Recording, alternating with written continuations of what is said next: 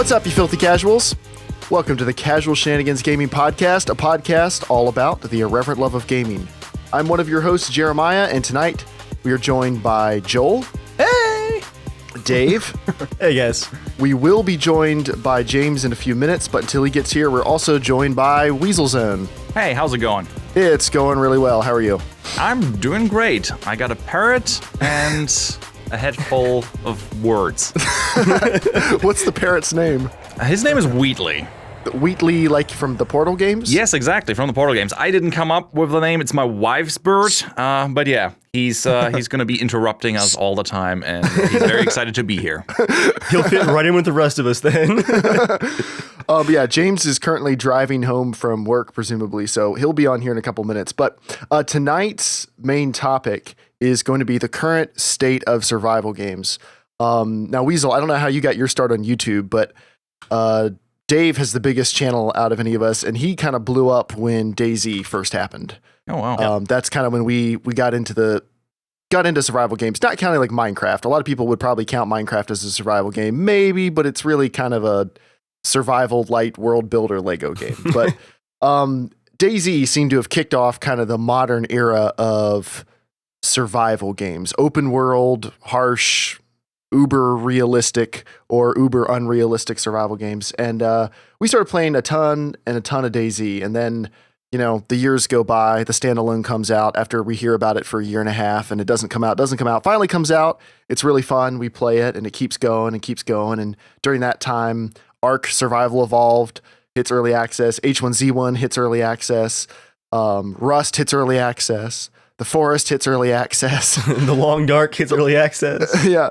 And it feels like we've had a ton of open world survival games all get announced and hit early access and then just grind to a halt. And the survival genre doesn't feel good right now. It feels like it's kind of been petering down. Now there's some really cool new ones. There's cool like variants and spin-offs of the survival genre. At least that's the way I see it. But it feels like the core big survival games that started blowing up, they've kind of gone off the rails a little bit. Now, I mean, would you agree with that or would you disagree? I mean, I feel like the only true survival game that's out there right now, if you've seen my channel, is Witcher 3, of course. Totally the best survival game out there. No, I totally, absolutely agree with you.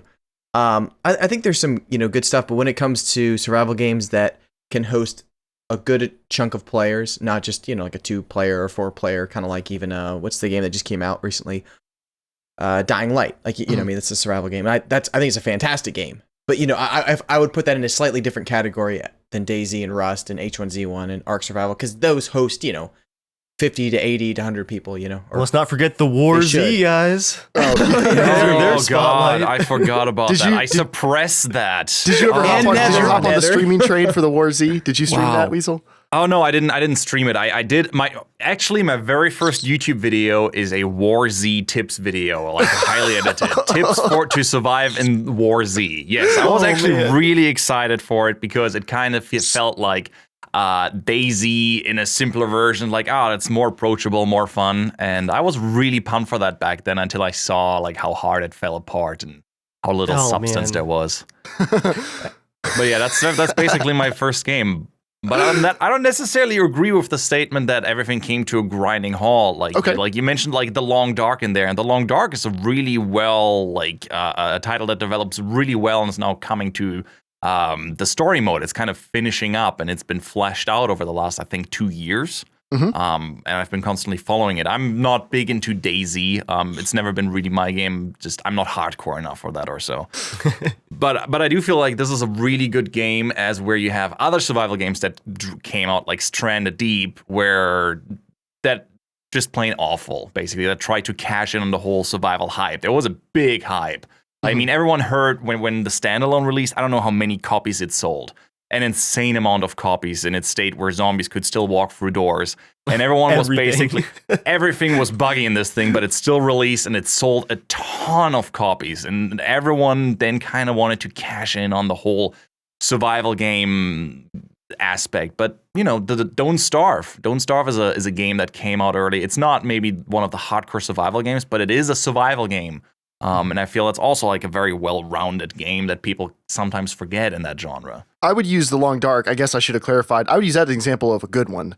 That one's very different. The Long Dark and Don't Starve, and there's some other smaller games that I feel like they're doing enough things differently that they don't feel like the giant group of cash-ins. To me, the big cash-in games. Well, I mean, DayZ is kind of the original, but then cashing on that was H1Z1 and Rust and The Forest and Ark. Ark, although kind of has its own little niche with dinosaurs, but it feels like a lot of the problems they've run into, or a lot of the common complaints with the game, are similar to the complaints people have about DayZ.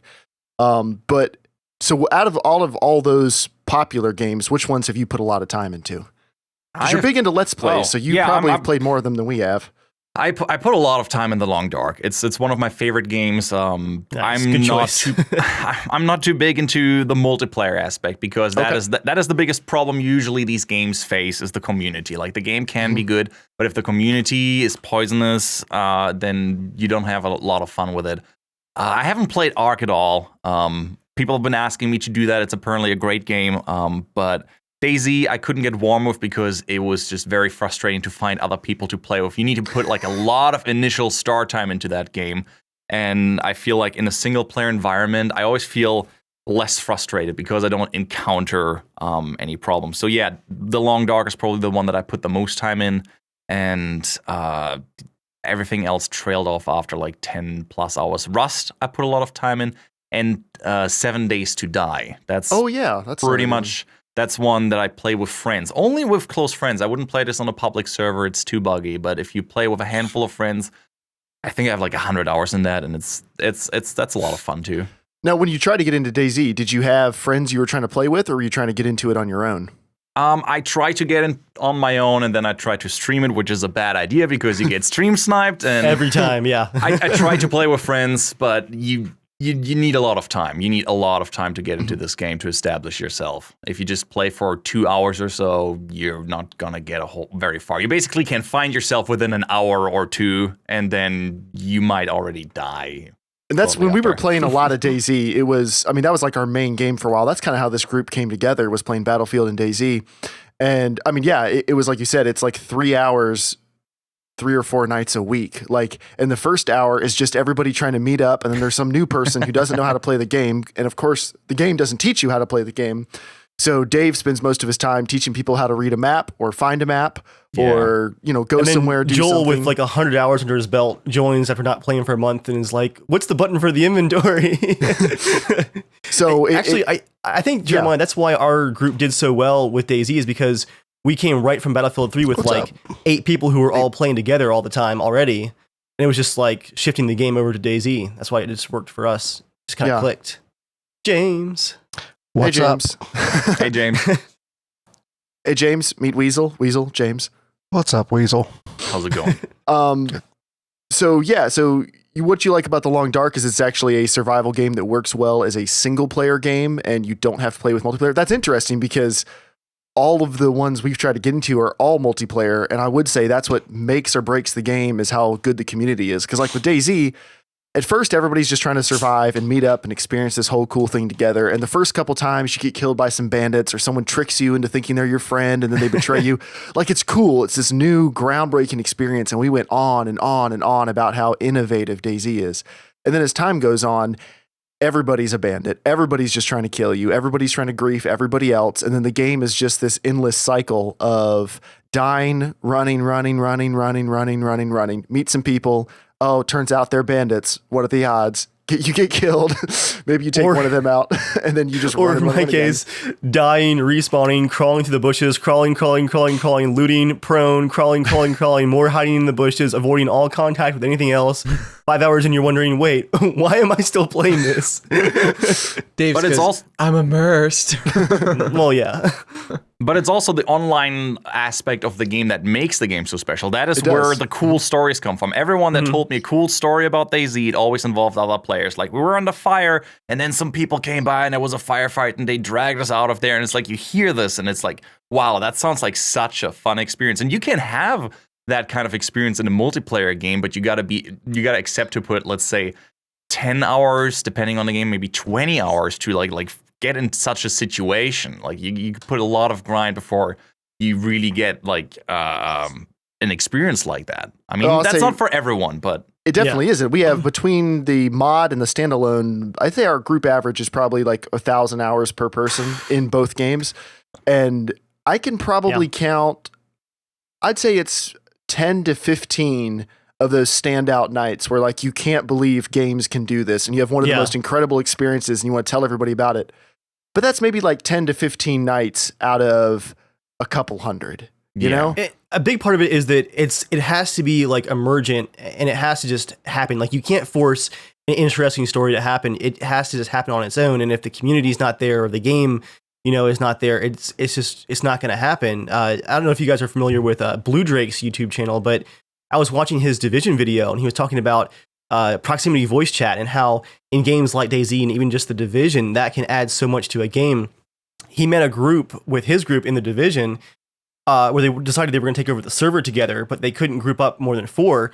So they used that World War II password system. All this in-game, just like dynamically, they decided if you meet someone, like you say lightning and the person has to reply thunder really quickly or you'll kill them. So they had 2 groups of 4 working together and they made this huge team and took over a server and people were like asking where they went and hunting them. And they had multiple groups doing the password back and forth, all totally dynamically in the game just because of voice chat. And those are the kind of stories that you like, that's never going to happen again, probably. Like that story can't be repeated, but it's just so unique and so awesome when it does happen. You don't see it very often, but these kind of games are like the only kind of games that I can think of where that kind of thing can happen. I am curious. I have a feeling that I think games like DayZ can't last. Like they physically can't last because the way the community was at the start is so different than now. And I wouldn't even say outside of bugs and all that kind of thing, but people have played enough hours that they don't do the same things. You're not going to be in the same places. And I'm going to make a Dark Souls reference because when you play the game for a lot, right? If you want to go do some PvP or fight people, you're not going to find them or summon signs in areas that are more lower level areas anymore. So after the game's been out for a couple of years, you simply cannot have the same experience with the game as when it first came out. So I think that actually has the same thing with DayZ, that even though they can get the gameplay mechanics and all that working, that you might not actually have that experience because the community will be past it. They've already done this. They've already gotten a helicopter. They've already done this. So everyone's going to be doing something, trying new. So the whole community is growing, doing different things as a whole. So you can never have that original first experience again, unless there's like 100,000 new players immediately starting and they've never played it before. One thing I'm going to disagree with you on that, though, is that if you look at a game like World of Warcraft, if you looked at it from when it first came out, you probably would say the same thing. Mm-hmm. You'd say there's no way it would last, more than maybe 3 years, and then people are going to get bored of it. And it's just insane how many people still play that game. But I'd say the biggest difference is World of Warcraft has quests that are actively pushing you to do new things. DayZ, you're the one forcing yourself to come up with new ideas to do things. So like, I've raided the airport like 1,000 times. I've gone over here, built, a car. I've helped Dave build a helicopter. We've done this. That's got stolen. We've raided camps. Like we've done all that. You stolen my helicopter. But I'm just saying, like, I think it's on you as a player to come up with something new. You know what I mean? Like we had the little silly church service stuff, but it's like, I kind of like want the game to like, just tell me to do something sometimes. Yeah. And I think you can get stale because you like, all right, if other players are not over there, all right, well, I don't want to go to the west because no one's over there. Okay, so what do we should do, guys? Like, I think that is kind of hurting it. But that's something that once you build that architecture, you can put on a long-term roadmap for a game. Any kind of survival game. You can say, all right, we've built this world. People like this world. Now how can we expand on that world and make it live on for, 5 to 10 years as opposed to being a one-and-done type game? I know they talk. World of Warcraft I'm hoping a lot of games game, do that. though. It's a subscription game versus a one-time pay. Usually there's not the incentive of like, we're going to keep the game alive for 5 to 10 years. Right, but if you did paid DLC, or, for me, that would keep me playing probably. I mean, look at DLC, GTA. But none of the games are done. Right. Like they can't do DLC because they technically haven't finished them. Remember they talked about creating new maps for the game? Yeah. There was Dean Hall talked about creating new maps. I'm like, Man, that'd be great. 8 years from now, like that's just never gonna happen. That's gonna be. It's still on the roadmap too. There's still plans after DayZ hits 1.0 in a few years that there's going to be additional content. For Bohemia, DayZ is like a decade game. It's going to be their MMO, essentially. So, do you think that's why some game modes like H1Z1's Battle Royale mode took off and that really like consumed the game? That's what the game is known for now, is Battle Royale. Do you think these open world survival games need a hook like that? Do they need to do something that, like Joel said, gives you an actual objective other than just survive, or is just surviving enough if the game itself is polished? Battle Royale is the what do you say? Is the logical conclusion on how the game was being played. I mean, sorry about the bird. It's okay. No, it's way entertaining. He's mumbly out there. He's like angry, fluffing up. He doesn't like my opinions. Yeah, exactly. No, it's a logical conclusion to what has been happening in the game. There were so many bandits. You met like a strange person and like you shot him first. Like rarely you get into conversation and work together or go around each way. You get killed or there's bandits. The Battle Royale basically takes that and says, well, you kill each other and, you know, whoever stays at the end wins. It's also you play like once you're dead, it's over. It like gives your life like some sense of like fatality. Whereas when you play on a regular survival server, you will restart. You know, when you just lost your life and you have nothing left, why not just attack someone with a stone and try to kill him to get his stuff, basically? So like the more time you spend with the character, the more, let's say, appropriately or the more seriously you're going to play, the more serious you're going to take the game, because now there's something at stake. Like, oh, okay, I got to be careful. I got to plan this out. I got to take this very serious and not approach players or try to talk with them, because just, you know, going into a fight might end in me dying. So I think that the Battle Royale is just one way of like taking that urge of just, I'm just going to kill people. I'm just going to ban it and put that into a fun game mode. So if we were trying to take some of these games, is The Forest out yet, by the way? Is that officially released? I can't remember. No. The Forest is abandoned more or less right now. Oh, okay, cool. Yeah. I didn't think it was released, but like, are any games on this list officially out? The Nether. I feel like the Ark Ark one is closest. Don't Starve? Really? Have you played Ark Survival?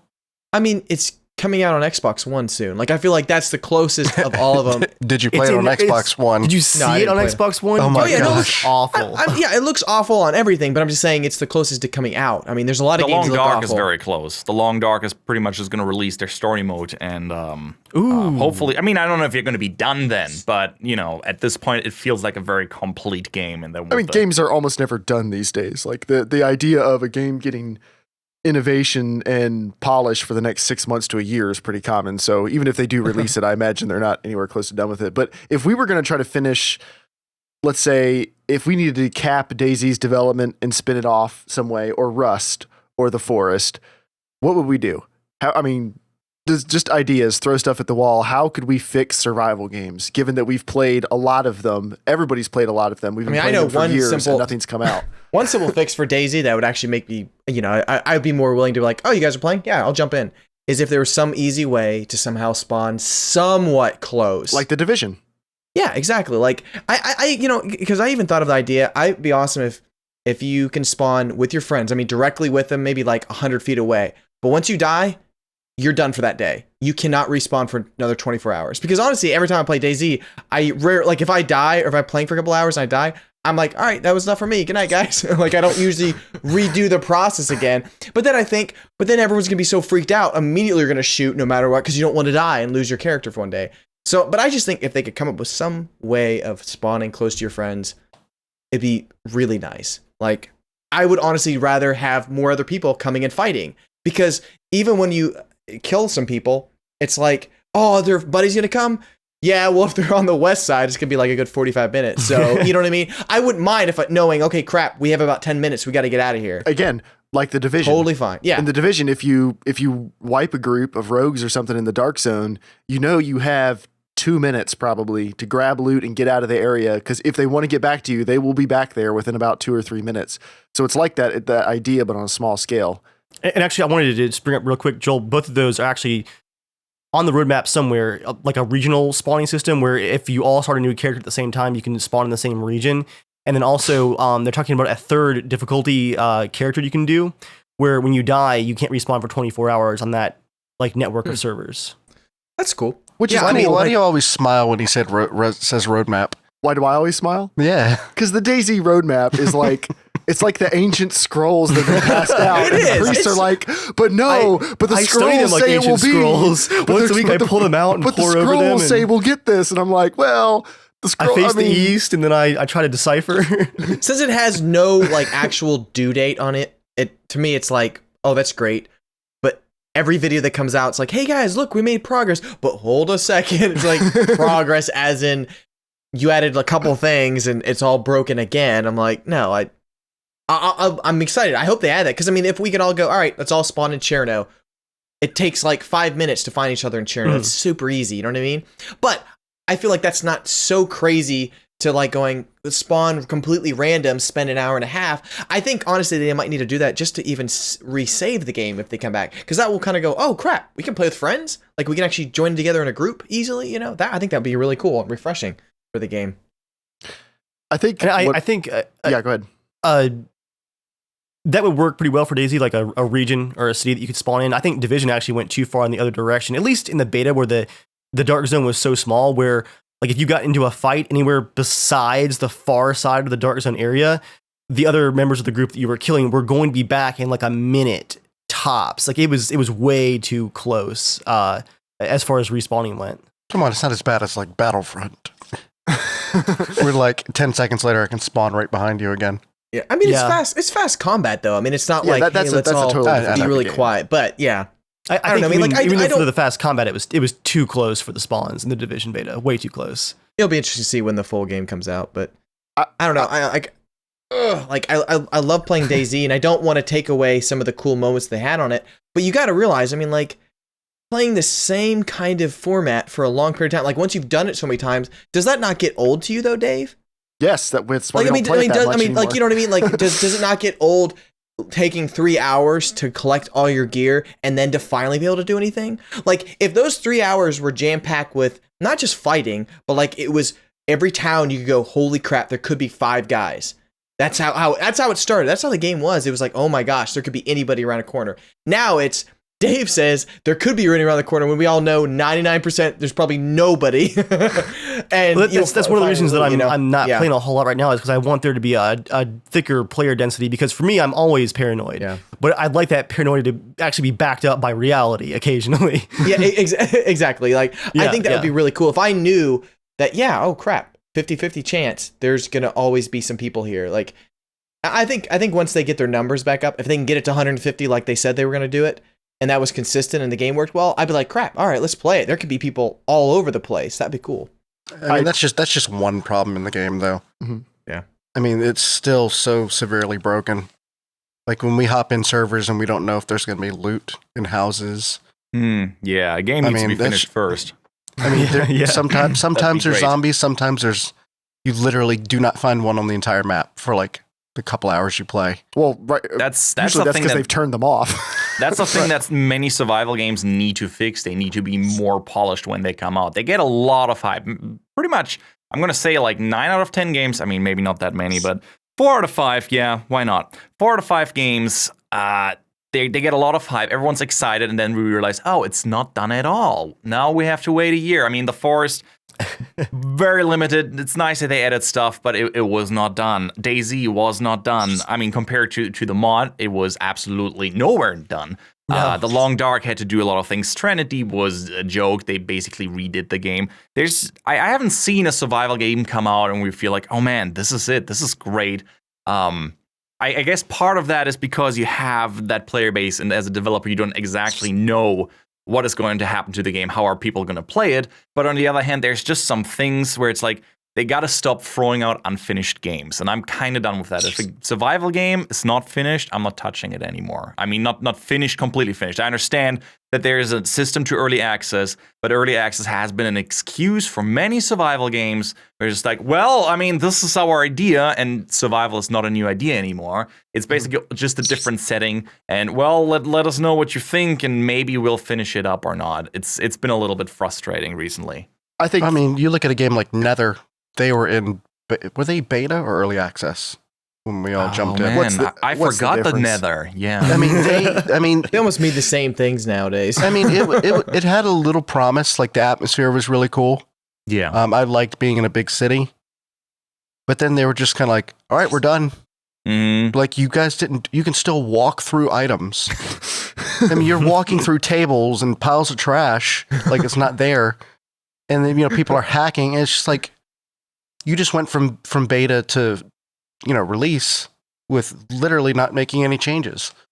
And you know what, James? I think that's why Rust and DayZ are going to be some of the only survival games to actually cross the finish line, is because as rough as their development has been, they weren't afraid to, scrap an engine or restart a huge chunk of the development. And they're both backed by experienced and dedicated teams with other games, in their portfolio. They're not these one-hit cash-in wonders. The teams for Rust and DayZ are in it for the long haul, and it's going to be a PR nightmare. I mean, for a lot of them, it already is. Rust had a rough time, a year and a half ago when they restarted their engine development. But I think those two are going to be some of the only survival games that we do see a 1.0 from. But will it be too little, too late? Yeah, well, I think it will. 7 Days to Die as well is still working, but it's still buggy. Yeah. To me, the biggest problem is every new survival game that got announced, it seemed for a while, it's a small team. They kickstart it or they hit Steam green light or early access somehow. And it's always the same pitch. It's going to be this massive open world, chock full of experiences, this huge 20 by 20 mile map. And not only that, but you'll be able to camp. You'll be able to fight players. You can build stuff, cars, planes. You can do all this. When can I kickstart this? And then none of it works. Where if there were games like, I don't care that most of them are that big. The Division is smaller than most of those games. And even in the beta, we only played a tiny portion of the map. And it was still pretty big. Like, I don't need a map that takes me an hour to jog across. Like, it reaches the point where just cut out 75% of that. Can you give me half the features you're talking about, but just make them work? Because it's finish it. Because with DayZ, like, I don't care everything they're doing with the zombies because the zombies don't work, and it's been years, and the zombies don't work. And the food comes and goes. The combat comes and goes. You can't melee people. When I played H1Z1 for the 10 hours I played it, it was a revelation because the first night it came out, I could hit zombies with my hands and it worked. A lot of the rest of the game didn't, but you could hit zombies with your hands. It was like, wow, what if DayZ had just been able to get combat right? Like, what if it did nothing else but combat and it worked and the map was smaller? It is pretty impressive how. Yeah, sorry. You go ahead. That's an engine thing, I think. Well, no, I think it's a scope That's thing. an excuse. I mean, I'm saying they took a terrible engine and tried to make something that was way beyond its scope. Well, you got to remember though that they got a big budget now. Like, what are they doing with that budget? Where's that going? Like, DayZ sold how many? You probably know how many copies did DayZ actually sell? The standalone's over 3.5 million, I think. Yeah, 3.5 million copies at what retail value? 30 to is it up to $35 now, Dave? Okay. I mean, that's we're talking. This they have AAA budget behind their game now, and I don't think that they know what they're doing with it. Maybe that's it, no, or they I don't think care. At all. Dave, and actually, I want to disagree with what you said a couple minutes ago about how DayZ has an experienced team behind it. They've pulled a lot of experienced people, but that team hit the ground already months behind and then tried to play catch up with a very bad PR arm. They tried to play catch up for a year. And then they finally released something and it didn't work. And they have worked really hard to add patches and stuff to it, but then they keep uncovering additional things that don't work. Well, and new stuff doesn't work, and they add more, and then additional things still don't work.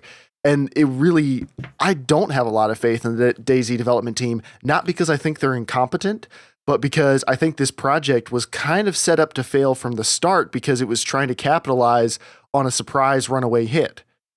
And because they tried to capitalize on it, they didn't know what they had until it was already so big that they were so far behind that they've tried to catch up this entire time. And the scope that they've promised is so big, I don't think anybody could deliver it. Like, isn't that, yeah.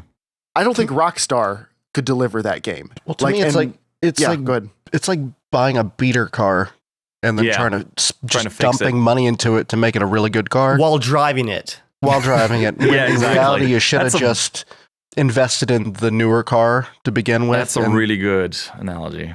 I stole it for someone else. I think I read it years ago when DayZ first came out. The building a used car into a new car while driving it. And Jeremiah, that's why I think that DayZ is going to succeed in the end, is because what we're seeing is the struggles of an internal development cycle done in the public is what we're seeing. The Division has been delayed so many times. How many of these huge hurdles that DayZ has the Division had that you're just never going to hear about? People walking through things, the map not being as big as they wanted it to be. This is something that happens for all games, especially large open world games, that you just don't hear about it because they're not done in early access, which is, the way you should do it is to not do it in early access. Realistically, what's going to happen is they're going to run out of money, not necessarily because they don't have any more, but because they don't want to put in more money anymore because there's not enough sales, and they're just going to cancel the whole thing. They're going to and say like, well, we're bankrupt and don't care anymore and start something new, maybe. But the one question that I would have to you guys, what do you think is the problem? Is it the developer or is it the people buying it? I think it's two problems. I think it's the scale of what the developers are promising, because I think it's a lot of overly ambitious developers who weren't fully ready for the problems they were signing up for. And then partially, I think part of the blame definitely lies with us, because we personally don't really do it as much anymore, but we were definitely on it for a while. Every new one that comes out, you're interested in, and people keep thinking, well, maybe this one will be the one that works. And maybe this one. But it's only $20. It's only $10. It's only $20. Why not try it out? And I think we definitely deserve some of the blame because, we didn't know how stagnant some of the big ones were going to get, but we probably should have figured it out a little sooner.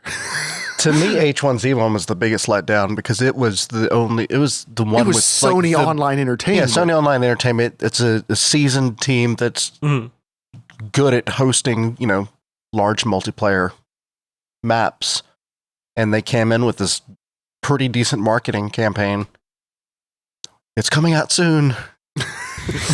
Which that's another story. I'm glad they waited, but in the end it didn't matter because to me their single player, or not single player, but the survival feels like an afterthought at this point.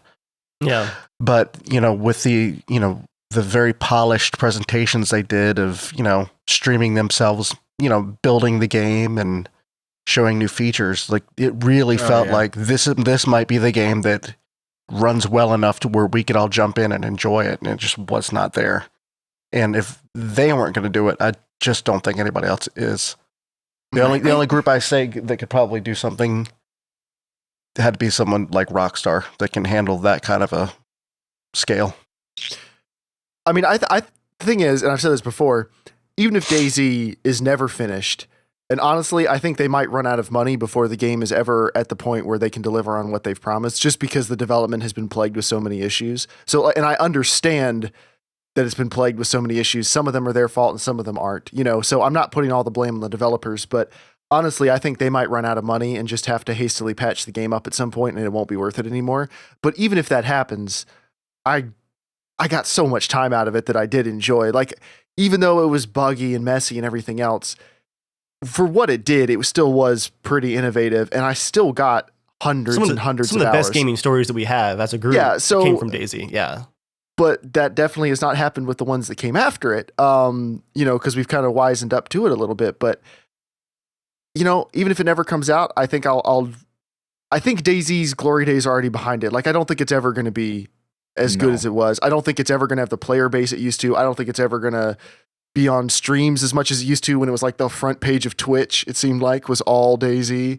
Yeah. So, I don't think it's ever going to be that big. And I think survival games, personally, I think they're kind of waning, and we're seeing, I think now, more different types of survival games, like The Division. It's not copying DayZ. Well, it's not copying DayZ, but I don't think that's the type of game you would have seen anyone try to do 10 years ago. Like until before there was this huge interest in open world survival, I don't think someone would try to do something like The Division. And the technology probably wasn't there to make it even possible. I wouldn't even say survival. It's more just say open world exploration with friends. You know what I mean? Yeah. Like just that ability to just jump in, go exploring a large world, have some battles. You know what I mean? Something between Battlefield or Call of Duty and World of Warcraft. That middle step. If DayZ could just, honestly, if they got rid of... That sounds like a pitch. If they just got rid of like half their features and they could polish it up, it'd still be a phenomenal game. Half their features, 3/4 of the map. Like you don't need to have every single freaking part to install on the car to still be a good game. That'd be great to do later. But I think they're focusing on such immersion-centric stuff at the start that's really tedious and hard to do, which will never happen, and like 90% of the people will just get really pissed about actually doing in the game, I think. Well, yeah, we've argued about what they needed to be focusing on, but they're getting a system where you have to wear a jacket, or you'll get hypothermia, or you have to take your jacket off so you don't overheat. But you still can't fight the damn zombies. Yeah, that's the whole purpose of the game. That's the core of the game, is being able to fight people and fight zombies, and you can't get that one thing right, then you shouldn't. To me, I wouldn't focus on anything else until that was fun. I think then I would start working on the other systems. I think a lot of big publishers are a little bit hesitant to put their. I mean, after you've seen what happened to Sony with H1Z1, I think, or what's happening to Bohemia Interactive with DayZ, like they're a little bit hesitant to put the money down for a project like this, because you can, make a single player game and, be relatively safe when it comes to performance. I mean, Ubisoft aside, but you can't make an experience. You can't plan around this better. It's like a very like tricky game to do. First of all, it depends a lot of on the technology. You have to put in a lot of money. I can see that, like having a game like DayZ, like build up from the ground up, that would take a lot of effort. And I understand that it takes a lot of money and you have a lot of uncertainty because you don't know, are people going to buy into it? Are we going to sell as much as DayZ, or are we going to just trickle down and die off? So you still have these independent developers that don't have the money to put out a game like this. So the only thing that they can get the money is by promising a shitload of feature in a giant world with fantastic experiences. So people will buy into their marketing hype so they can get the money to maybe make the game that they think will work. So they have to hastily build a prototype with not enough resources. We're going to see that problem occur over and over again unless we have the technology or, unless it can be made really easily. I don't think people are going to keep buying into it, honestly. Yeah. I'm hoping people will wise up to... I think people are starting to wise up to early access in general, because early access... I mean, we can go back and find episodes of the podcast when we were talking about this new idea called early access. It'll be so cool. You can play the game as they're developing it. And at the time, it seemed so cool. Mm-hmm. And that at the time was like 3 years ago. And think how much has changed since then. And now, like, early access to me sounds like, I don't care how cool it looks. Like, is it done? Can I just play it? Or am I going to have to check in every single month to see what's new, And what's cool? Jeremiah, I want to answer Weasel's question real quick from a few minutes back. Because speaking of like how things have changed, if you want to ask like who's to blame for this, the developers or the consumers, I think both, and for the same reason. I think everyone dreamed too big, because DayZ's mod framework worked pretty okay. Like it was kind of a house of cards, but it worked mostly. Like the experiences were there. Everyone was just like, I want this game. I want a finished, polished version of this. And I just don't think that the consumers were ready for it. The developers were prepared for it. I don't think the technology was ready for it either. The scope of what people wanted just got out of control so quickly that I think we're still just seeing like the impact and the people coming back to earth from that, like H1Z1 promising right around when they finally went to early access that, guys, this first version of the map is just like a fourth of what it's going to be at the end. And now they're saying, yeah, this is probably as big as it's going to get. We just can't push the map any further and still have zombies and still have loot and all these other things. I think everyone just dreamed too big too fast. I have a quick question then, based on was our last conversation about refunds? Mm-hmm. Mm. Yeah. I know Steam policy is obviously 2 hours, but what happens when the developer promises way more than they could ever deliver? do you think there's a case to be made that wasn't War Z a similar problem? People throw money at a game and then it's just War Z gone. Yeah, that's basically what happened, and it got taken down on Steam, and people got a refund. I mean, like, it was royally fucked up. But then, excuse the language. Oh no, that's fine. Yeah. But then they popped up again, though. They tried to sell the War Z multiple times. Different name, right? Station Survivor Story. We own that, Joel. We should play it sometime. Oh God! I think we bought it for like $1. But the trees are gigantic. I think there definitely have been stories like the War Z where they got a bunch of money, figured out it wasn't going to happen, and then just cashed out and dumped it. And I think that is kind of a problem with a lot of these open world games. At some point, I think a lot of these teams are going to have to dump out.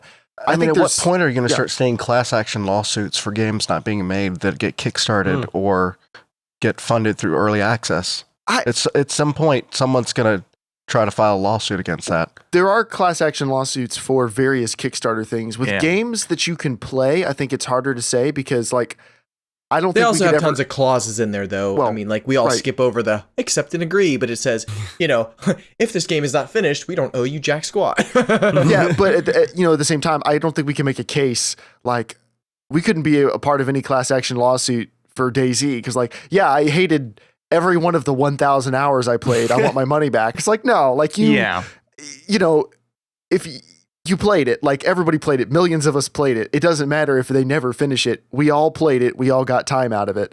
They can just close up shop and leave. Here's the thing, though. If they close up shop, yeah, that does suck. But if you buy the game and you play the game and you don't like the game, it's basically like watching a shitty movie. You're not going to get your money back for the movie. You're not going to like it. It's a bad game. You should tell other people and not buy the game without reading reviews first. So that's kind of the consumer's thing. But if a lot of people are going to start, like developers start abandoning games, and it happens more and more, I think at this point, I mean, Steam has to step in at this point. Steam is the biggest factor in this. Without early access, a lot of these titles wouldn't even come out. And then there's Greenlight. A lot of games from developers come on Steam that just promise keys with inexperienced devs that just are wrecking games. I mean, I'm happy about the reviews, and if I see a game has like negative or mixed reviews, like, okay, I'm gonna take a step back. This is probably a bad game. Especially if I see early access and like mostly negative or like mixed reviews, I'm like, okay, this is probably a bad game. I already can like predict what's going wrong with the game.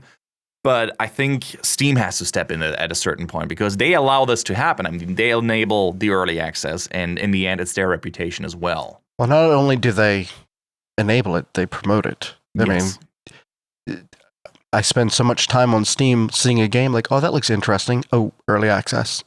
And I don't know that until I get into I mean, it has the same advertising as all the other games that go in there. It has the same, to me, the same weight as... It has that tiny little banner that says early access, but I think, actually, I kind of liken Steam and Valve to YouTube, and Weasel, maybe you've run into this before, where like with YouTube, if there's a problem, they don't necessarily feel like they need to do something about it. Like, you're still going to use them. Like, it doesn't matter how bad it is. Every week, there's some YouTuber that comes out who got royally screwed over by YouTube, but it's still the #1 video platform, and it's the only viable option to do what we like to do. So everyone still uses it. And with Steam there is no customer support for Steam. They email you back maybe 6 months later, maybe years later. People have gotten contacted years after they filed tickets because Steam doesn't have customer support because we're still buying games through them because it is a good service, just like YouTube. It is really, really good most of the time, but they don't feel like it's their responsibility to curate what they're putting out there. Question then. Yeah. So one of the big reasons why I like consoles is, I mean, when I go in the game store, I don't see early access shit. Give it time. It's coming. Games. Yeah, you're getting early access now. It's funny, when you click on Steam Store, it's just like early access. Like, can I see that, like, the finished game? Can I see, like, they're now promoted in the main window? Like, that's it. Steam is, like, all early access stuff. And some are pretty cool, you know? It's interesting. But my question is, how much do you want them to actually whittle out? Because I thought, like, the whole PC market is like, well, you have the flexibility to do whatever you want to do and try new things and push things graphically, you know, where on PS4, they do kind of go, let's get rid of some of that crap, where some of it might actually be really cool that they're kind of not allowing on PS4, you know, like with whatever their settings are. But I mean, like, I don't know, like, what are you guys demanding that what's the line for you guys to go, not this game, but this game? Steam should just, in my opinion, they should just have a separate early access section that like the games, they can show up in the bestsellers. They could show up, you know, on sale. They could show up on sale like the rest of the games that go on sale. Like trending games and stuff like that. That's fine, but it's like the main banners, right? That's where the main issue is. I think they should treat it like the dirty magazines in the bookstore where you got to go to a separate section and there's covers over it. They used to have a early access button. I mean, I think they still do. You can see all the early access, but I don't remember them seeing But them when on a the Steam front. sale comes up, it's literally just everything's just embedded. Yeah, it's like mixing the colors with the whites in the washing machine. Have you guys seen those? It's a no-no, but it happens. What are those like teen magazines you can get? I was in Boy Scouts and we got these like certain magazines, but at the end it was like these black and white pages that had like magic tricks, like their hover car. You know what I'm talking about? Have you seen those weird? I feel like the snake oil section. Yeah, it's like there's this. That's what early access is. It's just like, hey. I think it just needs to be a completely separate section of Steam. Like, make the window a different color. Like, I don't even care. Make it very, very obvious that you're going to a development section to try beta features, to try beta games. I know that would result in fewer sales. And that's the reason they're not going to do it, is because we're buying it anyway, and we buying all our regular games from Steam, and we buy early access ones, and we complain about it, but they're still the best store, so we're still going to go back to them. So I'm not buying early access. Human interaction, human vetting. I mean, same with YouTube. We have the same problem where like big channels get taken down on false copyright strikes. I Hate Everything's channel disappeared, and all of a sudden it's back. CinemaSins, or no, it wasn't CinemaSins. League of Super Critics, I think, where they didn't have monetization for several weeks trying to contact YouTube. It's not happening, and you wonder, there's so much money behind this. Like, especially Steam, they're filthy rich. That why there's not like the human component in there. Like, let's hire people to vet this. Like, let's hire people to look at greenlight campaigns and say like, okay, this makes no sense. This is, I mean, okay, greenlight is a thing by itself, but early access that go through and vet projects and look, okay, hey, here's the thing. If you don't get your shit together, we're going to take you from the market and we're going to refund people. I mean, I feel it's not that easy. I mean, we like to imagine in a perfect world where it's just like, yeah, throw people at the problem, it's going to be fine. There's probably a whole slew of other problems that come with it, but at least give us the feeling, like Steam, give us the feeling that you care, because right now Steam doesn't feel like it cares about their products on there, except it's like an actual lie, like where they took down the War Z. I was really happy when that happened because I felt like, oh, finally. Finally, they intervene. Finally, they do something. When I see shit like what is it? Like airline control or like really bad games, like horribly just Unity asset stores buggily thrown together because they promised keys on Greenlight. I want a human factor to be like step in between Greenlight and early access and say, okay, guys, this is bullshit. You don't even have a development team. This is horrible.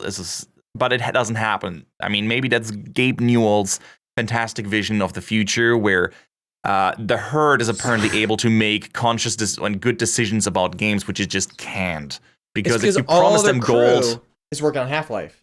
They're like, we don't have time for all these tickets. We're working on Half-Life 3. It's gonna be a giant MMO. Whatever helps you sleep, Joel. That's the spirit, Joel. It helps. But kind of close it out. I think it's because honestly, I think we're in the Wild West still of games being sold digitally. I think that's what it is we've undergone this big shift where the PC is almost entirely digital these days. And that gives you a lot of freedom, but I don't think the market has sorted itself out yet. So like Valve is letting consumers vote on what games they'd like to see available to buy without them having any skin in the game. Like you're having consumers, which are, you know, made up of 12 to 50-year-olds voting on games, and none of us are game designers. Like we don't. Why are they listening to us? We're looking at people's pitches and going, oh, we like that. Let us buy that. And we don't know the first thing about if it works. Open world survival with crafting in a giant environment with hundreds of people and driving. Sign me up. Yeah, and a lot of us have signed up on Kickstarter and everything else. So I've gotten to the point now, I've been very vocal for the past couple months. I don't pre-order games anymore. I for the most part, don't do early access anymore. I don't do any of that. I will pay full price day one for a good finished game. I'm happy to give my money to developers. There's plenty of developers I'd like to support, but it's got to start somewhere. And I honestly don't see Valve doing that anytime soon. Unless they're losing money, it's not really in their best interest to do anything about it. So I don't see them doing it anytime soon. So I'm just going to kind of stop. And I don't feel like there's anything else I can do. I do evangelize. I do wonder, like, about YouTube in the whole like situation with, let's say, building up game hype. I mean, Evil Viking, Dave. If there's a super, which sounds good, like a hype game out there, and it's like, oh man, it's gonna be the next big survival game. Like, man, everyone's gonna jump on that. YouTuber like me and pretty much everyone else is considering playing this game, no matter the quality. Like, even if it's a buggy game, we're gonna jump on it. We're gonna make a funny video maybe about it. We're gonna cut out the horrible, like, boring things. Like, if people see DayZ on YouTube, they're not gonna see the hour of you walking. They see a nice, funny segment. Oh man, look at this funny moment. Videos. And I montage it. Come on. You're right on. You're right on, though. I mean, and then they see these funny moments like, man, this is an awesome game. And the YouTubers don't go and say like, hey, this game is like, this is buggy. I spent 10 hours with this game. Like, even if there's a bug in there, we're going to make a funny moment out of it. Oh, look at him. He's ragdolling around for the building. Isn't that funny? You should totally play this yourself. So it's that's pretty much Goat Simulator's existence. Is that Goat Simulator at least never tried to be a serious game. Yeah, at least it's in on the joke. Yeah, it is the joke. I mean, that's it's a fine finished with me. game. It's more finished than most buggy games. Well, and you're right, because Dave and I, and I'm sure you've known so many YouTubers where every new game that comes out, even if they don't like it, they've got to act like they like it. They have to make videos about it. They have to do everything because they're trying to still stay current. And that's kind of like, you saw it was really pitiful when Battlefield Hardline came out. I don't know if you followed many Hardline, like any Battlefield YouTubers, Weasel, but there are a lot of people we've known for years who are big in the Battlefield community. And when Hardline came out, it was torture. And they slowly dropped out over the couple months of like, I can't make videos about this. Like, there's nothing here. It's like squeezing water out of a stone. I had the same problem with other games. The Stranded Eve was a very good example where there was so much hype, and videos that I did really well. It was the first game that did really well for me, and I cut it down like where things were happening, and I like pumped myself up like, oh man, let's go to the next of the 4 available islands. Oh, let's go swimming. And yeah, then there's a shark like swimming through the island, like basic collision. Like, oh, it's so funny. It's Land Shark, and you make a thumbnail of a shark on land. Like, oh man, the hilarity. This is so funny. And if you realistically look, and then at a certain point I said, like, I can't do this anymore. I can't pretend that I like this game. Like, I pretended I like this game, and I don't feel good about myself there. I feel dirty. I feel really dirty. At night, just drinking, slow music playing. If I would have kept it up, yes, that's a certain point where I feel like I don't feel proud of what I'm doing anymore, because I'm taking a horrible product that people are hyped for, and I present it in a way that like makes it look like I'm excited for this. And this is, I'm now very vocal about if there's a game out that's bad. I'm really vocal, because honestly, I don't care anymore if I put a game of an indie developer in a bad spotlight, because if you put yourself out there in early access and promise a lot of stuff and it's buggy, I'm gonna say it's buggy, and I'm gonna say if it's shit. And, you know, Weasel, it's so funny that you brought that up. I've got to call out H1Z1 here specifically, because this happened to me. 100% happened to me. When H1Z1 finally came out under early access, our group personally was hyped, but at the time, I had tons of really hyped DayZ subscribers that wanted to see the DayZ competitor. So most of my DayZ fans were fans of my DayZ Survivor Diaries series. So I actually worked for like a few weeks. I had a H1Z1 Survivor Stories, like Walking Dead style intro, custom music set up for it. I had a template ready to go. And you guys can see it right now on my channel. I did 2 episodes, and then I just never went back to it. I said, nope, not there. I just never returned. I was all set to go and just said, nope. And the thing is, and this is where equally at fault. So, you know, developers are a little bit at fault. Consumers are a little bit at fault. And then I think the third group is us YouTubers, who are also at fault, because developers hand out keys. Everybody wants game keys. You want to be that exclusive person to show that new clip. Yeah, because it gets you views. And then, so we're giving them more press, more eyes, and you could get on it by getting some small publication to write about them. Yeah. Like, you know, we're giving them more attention, even if it's bad. there's streamers that have tens of thousands of people watching them try out these new games. Like, it's amazing publicity, even if the game's not that great. As a streamer, though, at least you get to see the whole thing. Like, if there's a montage of a game, then you don't get to see the horrible bugs and whatnot. I feel... I don't know how to do it yet. If I want to cover a game that's buggy but is really hyped, I still want to cover that. I still want to like show it off, and I want to like get a few views, because that is how you grow on YouTube. You can't make your old games, but if you want to grow, you got to play some current ones and have a look at them. But I don't know how to like bring it to tell people like, hey, the game you're really hyped for, it's actually really shitty, but here's a funny video anyway. That actually sounds like a really good intro. I would watch that video. Maybe I'll do that. Yeah.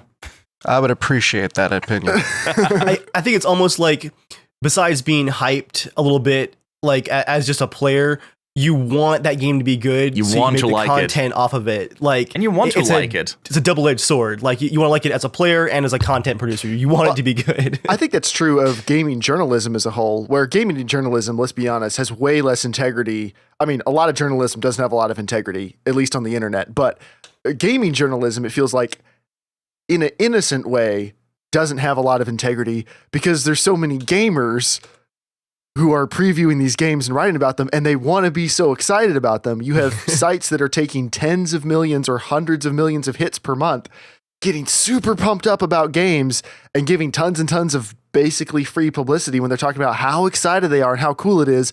And there's not a lot of vetting. There's not a lot of fact checking. There's not a lot of feet being held to the fire when something doesn't follow through. Then E3 rolls around and everybody comes back to the live streams afterwards and can't believe how their minds are blown by how amazing this looks, because we're fans and we want it to be good and we want it to be awesome and we want to enjoy it. This is why every bad YouTuber needs a Jeremiah, because he just loves holding people's feet to the fire. Just that's the whole thing. It's like, but I'm a good game, still on the fire. This is to teach everyone else a lesson. The problem with previewing, like looking at the game before it releases, is with movies. Like you're gonna be hyped, like, oh man, there's this, Doctor Strange movie is gonna come. Nobody has an idea if it's gonna be any good. Yeah, but Benedict Cumberbatch is in that, and yeah, it's a cool IP, and yeah, there's a good studio. So like, chances are good it's gonna be a good movie, but in the end, it could be a totally bad movie, and we're all gonna get disappointed by it, and you're gonna have fan wars. People saying this was an amazing movie, and then you have people that was utter shit, and you're always gonna have the preview problem where you get hyped for something. I mean, that's how media works. That's how selling a product works. You hype it, you sell it, and just hope it turns out well. As we wrap the topic down, we know, Weasel, we know you like the long dark, but for all of us, are there any open world or just survival games in general that are coming out soon, sometime in the next year or two, that we're actually excited about because we think they may not be like the rest of them? And Weasel, if you've got any off the top of your head, we'll let you go first. None? Cool. No, I got one. I'm not excited for any. Okay. All right, Dave. It just came out, actually. I just got my press key today. The Flame in the Flood. I had forgotten that was coming out soon. It's like a river-based survival game. Like, you're traveling down a river. And Joel, you were saying, like, once you pass an island, like, you can't go back, and you have to choose where you dock. And huge video. Yeah, I was like, Dave's gonna be so angry at this game because you miss a lot of islands and you can never go back to collect the loot and stuff. Perma loot missing. But it's finished and it's getting great reviews. I am really excited, like, honestly, to dive into it. It sounds like just the kind of game. It has a great style too. Just the kind of game I'm looking for a survival game for single player. It's finished? Yeah, it's done. It's just unbelievable. And I think what's unique about it is it's small. It's much smaller. It's a survival game that's one contained little experience, so it probably will be really good because it probably is the same size team as one of those larger games does. James, what about you? Red Dead Redemption 2. That's not a open world survival game. It doesn't even exist, James. It's a survival game. It exists somewhere. No, it's not.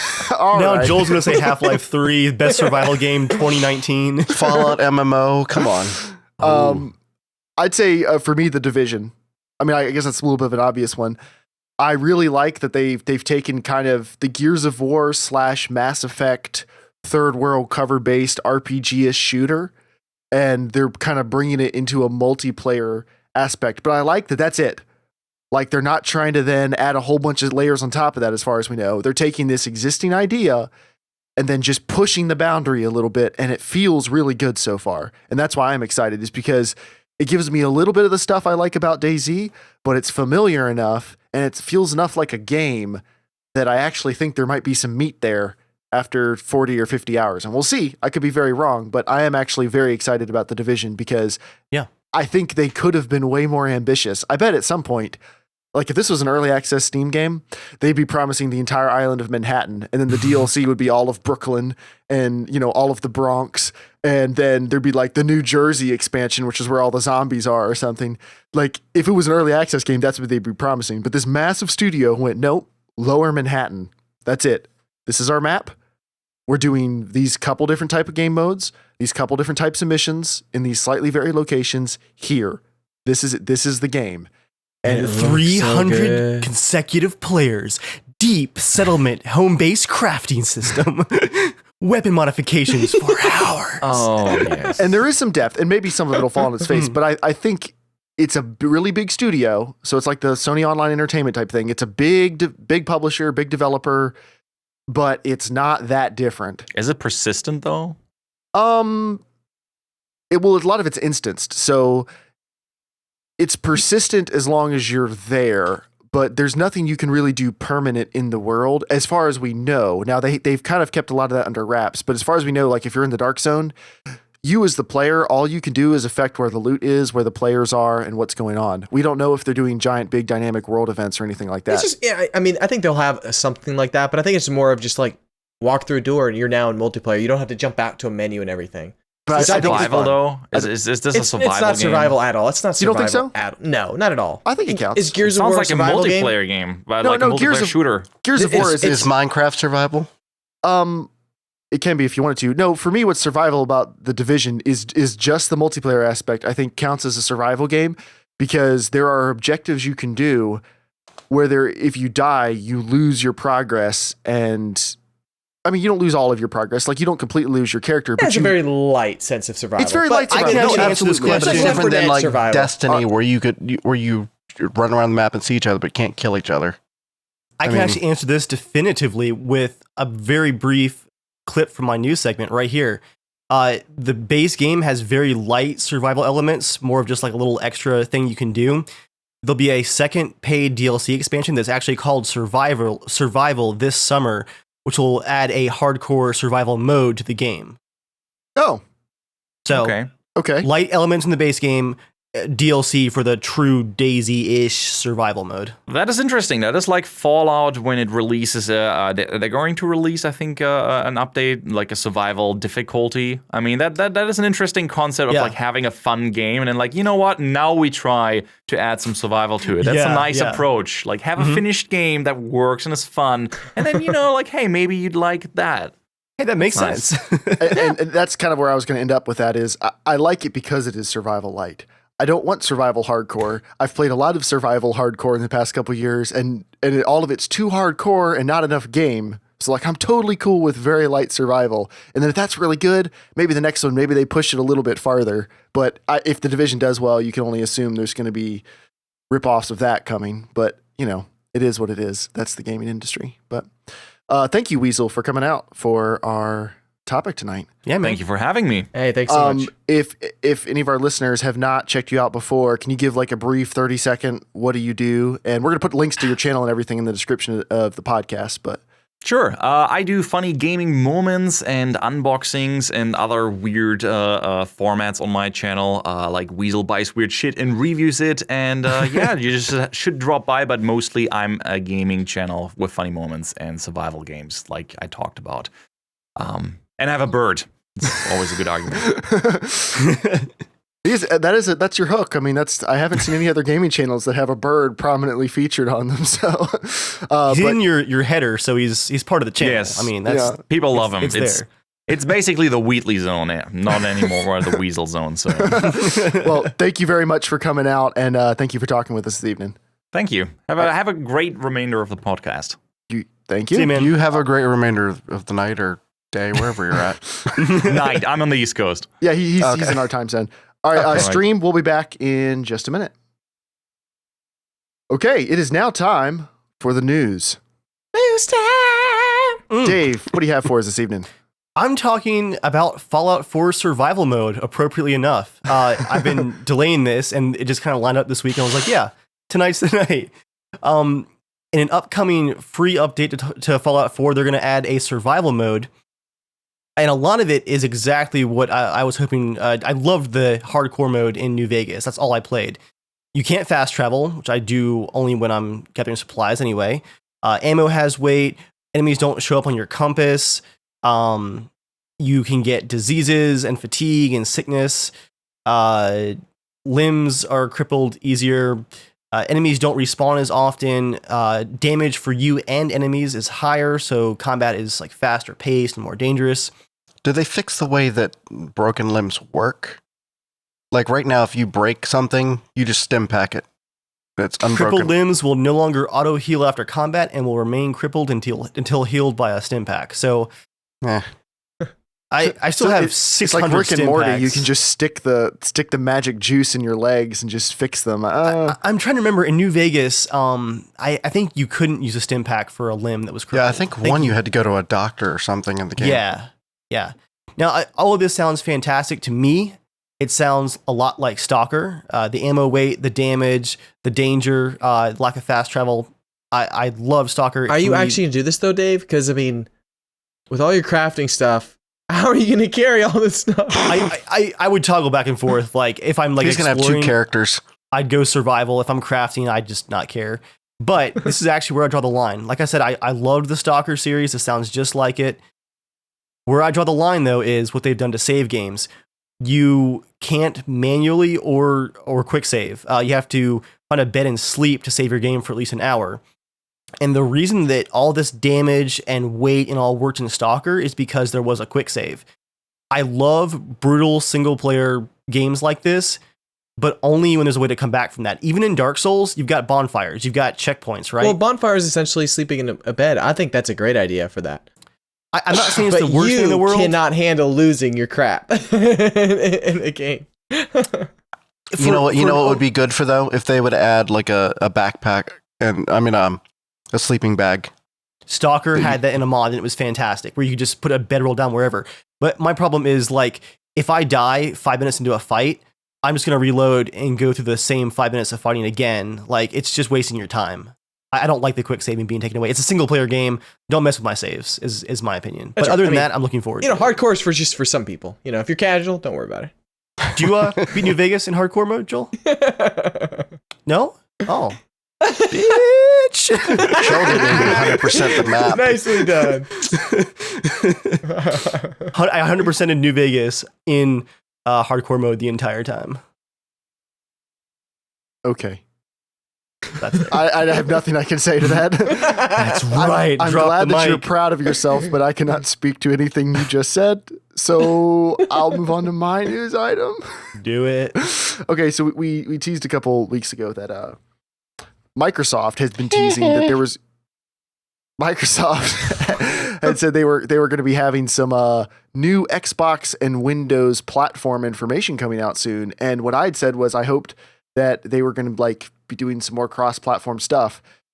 And are they ever? Now, hopefully this is not like when Microsoft normally says, we're taking PC gaming really serious this time, guys. We mean it. We really care about PC gamers. I don't think this is like that this time because they kind of waited until the hardware was there. And now everything they're talking about now is software related. But they are planning to unify the PC and Xbox One gaming platforms into one universal ecosystem running, they call them UWAs, Universal Windows Applications, which work on PCs, Xboxes, tablets, and smartphones. And they already have that because you can buy tablets that run full Windows 10. Like that's their tablet ecosystem is designed around that. So apps that work for that also work on your desktop. And they're planning on doing it for smartphones as well, although I honestly didn't know they were continuing with smartphones. But they're calling it the Universal Windows Platform, and they said it's their focus going forward. So it's not just for games, it's for applications in general. They want to turn your Xbox into just as much of a computer as your tablet and your laptop and your desktop. Just a really slow one. But not actually that slow compared to the average office computer, if you think about it.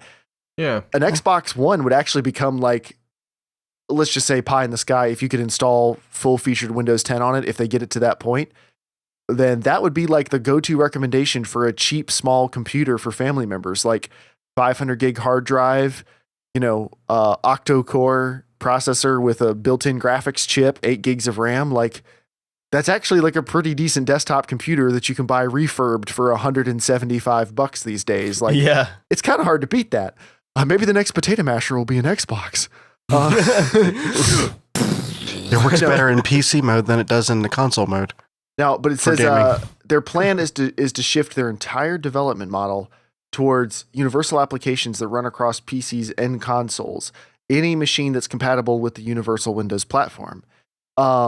So they say they want to turn the Xbox One into kind of a PC. So there could even be updated hardware versions, which I think is a little more pie in the sky right now.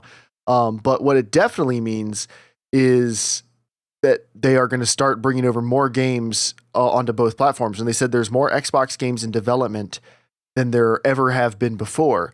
Because to become a universal Windows application, it will be curated. It's not going to be Steam Early Access. Because to go on to Xbox, to go onto console, there is that additional gatekeeper of certification. But that does mean PC gamers and Xbox gamers will hopefully be getting more games than ever. And to kind of kick that off, Quantum Break kind of leaked that was happening. Quantum Break will be cross-platform. They've converted the Forza engine to DirectX 12, and they're releasing Forza Apex, which is like a Gran Turismo preview, which they always do before the Gran Turismo games. They release like a couple dozen cars, a handful of tracks. It's a way to look at the tech and to start getting people's steering wheels working with it and to kind of get your feet wet before the huge game hits. Well, they're kind of doing that with Forza Motorsport 6 Apex. It's going to be free. It's going to have 12 multi-event installments, so tournament type things. It's going to have 60 cars and 20 tracks at 6 locations. So there's variations of tracks. And you were not going to be able to play with a wheel when it comes out, just controller, mouse, and keyboard. But they will be adding wheel support later, which actually I think kind of sucks because there needs to be wheel support at the very beginning to catch that PC racing audience. But yeah, it's a good way to kind of get in on the ground floor of VR potentially. Since Microsoft does not really have a built-in VR solution coming, maybe if they have some universal Windows applications that can go VR on the PC, maybe that's a step towards getting Xbox support for the HTC Vive and for the Oculus Rift. Who knows? That would actually be a cool business plan. It'd be very cool. I think this entire plan, this is more innovative than I think people would want to give Microsoft credit for. Because it's easy to pick on Microsoft. They're a behemoth of a company. They are, inarguably the biggest software manufacturer there is. They're our biggest software developer. They run the world of computing, honestly. Yeah. Maybe Android will pass them someday, but Microsoft is the elephant in the room.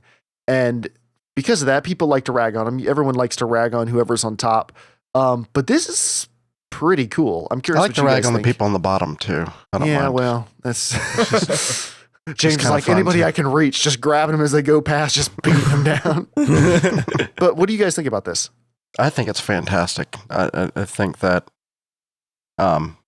it's doing what Steam machines haven't done well. I think honestly. My Xbox might be the best Steam machine. I was just about to say that, James.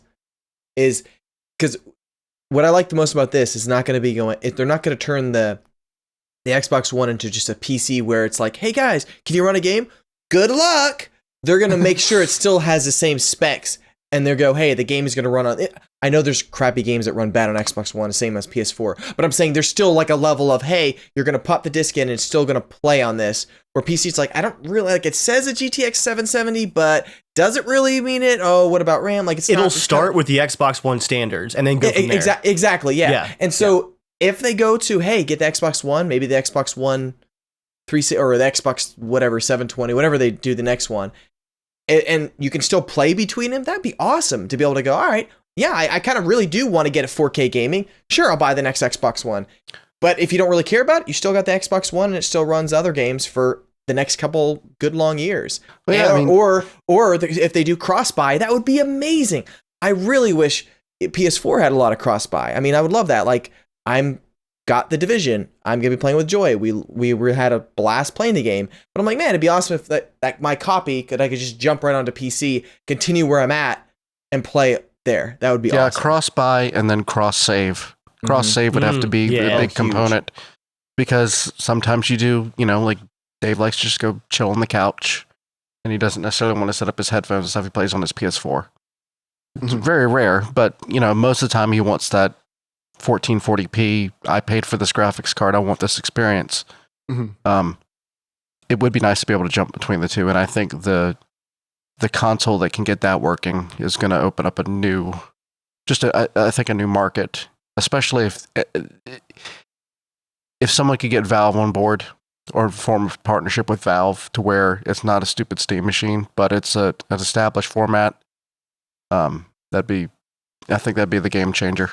I mean, the reason we bought our Xbox Ones after E3 last year was not because of one single game they showed off that was like a system seller for any of us. I don't think it was because of the potential that Microsoft showed off in their press conference. Yep. To me, I mean, PlayStation this time around is all about the games, and I am 100% on board with that because they really missed their messaging last generation. And I like that PlayStation now is they are all about games, and they are killing it on games. Not necessarily on exclusives right now, but as an overall gaming platform, they're killing it this between generation. The two, that's the one to buy it on. Yeah, it is. But I am really, really happy that Microsoft, it seems like they really get it now. And they're really being forward thinking about this can be more than just a box you pop discs into or that you download stuff for. It feels like they really are invested in the potential of what a gaming console can be going forward as a mobile computing device, as a small computing device, more than just something you play games on. And so a little bit of it is slightly wishful thinking. There are enough games on Xbox. I'd buy it for Forza if nothing else, because I really need my racing game fix. But Jeremiah. But I'm really excited for all the stuff they're talking about with Xbox, because really for the first time in 10 years, it feels like Microsoft is firing on all cylinders when it comes to this stuff. The Xbox 360 was a big hit for them. But it feels like they are, they had a couple missteps when they announced Xbox One when it first released, and it feels like they have turned the ship around and they are really making a strong effort now.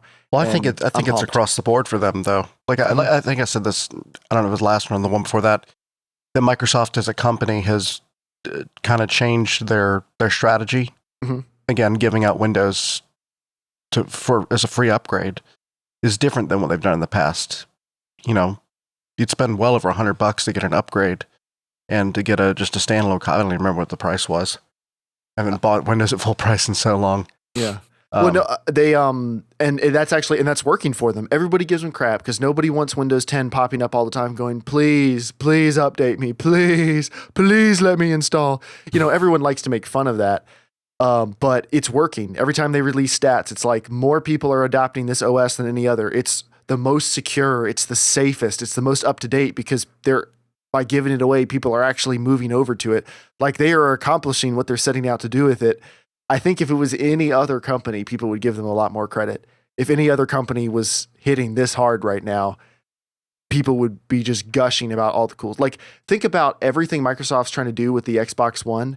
If Apple announced that tomorrow, that they were coming out with a gaming console that was going to have all this functionality, every tech blog would just be crying in the streets at the saviors of video game consoles are here, because it's a computer that also plays games, but it's sleek and it goes in your living room. If it wasn't Microsoft, I think people would be so much more excited about it. Well, the reason why, a huge reason why, is Microsoft doesn't pull through on a lot of things. You say that every Microsoft product comes out is, oh wow, is amazing. It works really great. I didn't say that. Best thing, I'm just saying, you say it kind of well, that's why they are not saying it now. They would say it for Apple because they do wait a while and they wait for people to catch up, but when it comes out, it's really polished.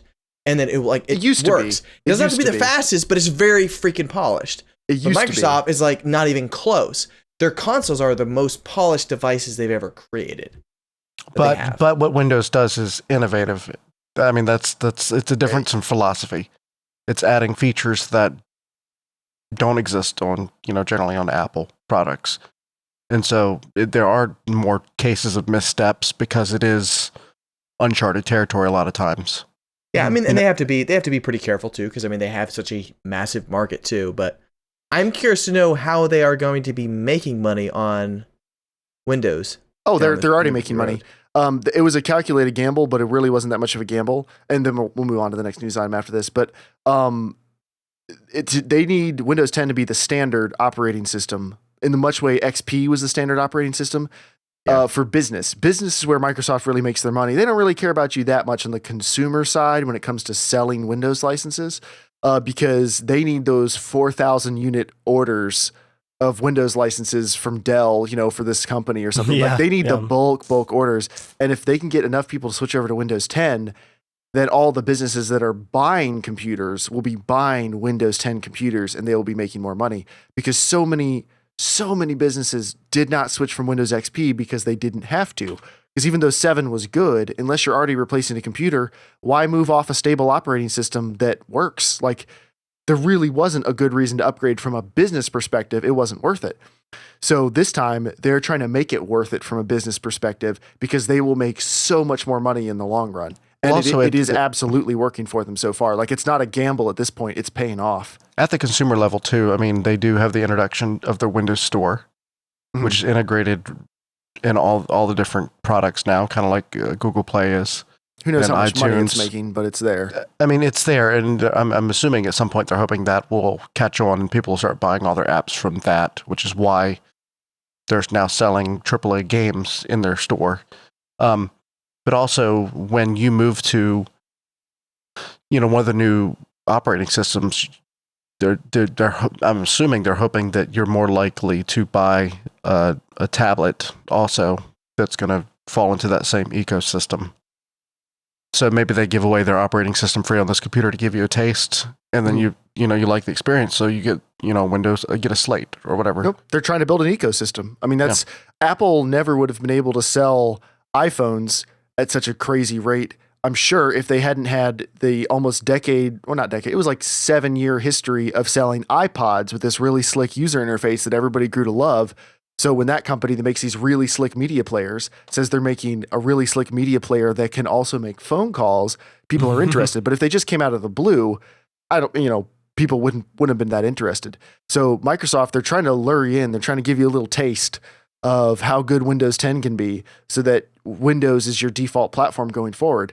And bringing it back to the Xbox thing, I mean, just from a pure PR perspective, they're hitting me where I'm interested. Like, the stuff they're promising, and they have definitely not delivered on a lot of it yet. So we'll see if they do. But the stuff they're promising is a lot of stuff I'm really interested in as far as a multi-platform, cross-platform experience. So I can tell you the streaming works really well. Streaming from the Xbox to play on the PC has worked really well. Awesome. Which may not be a big feature for everybody, but if you have kids and have your Xbox in one room and you're using that TV, it's easy for someone to do a stream off the Xbox, and you can have two things going at one time.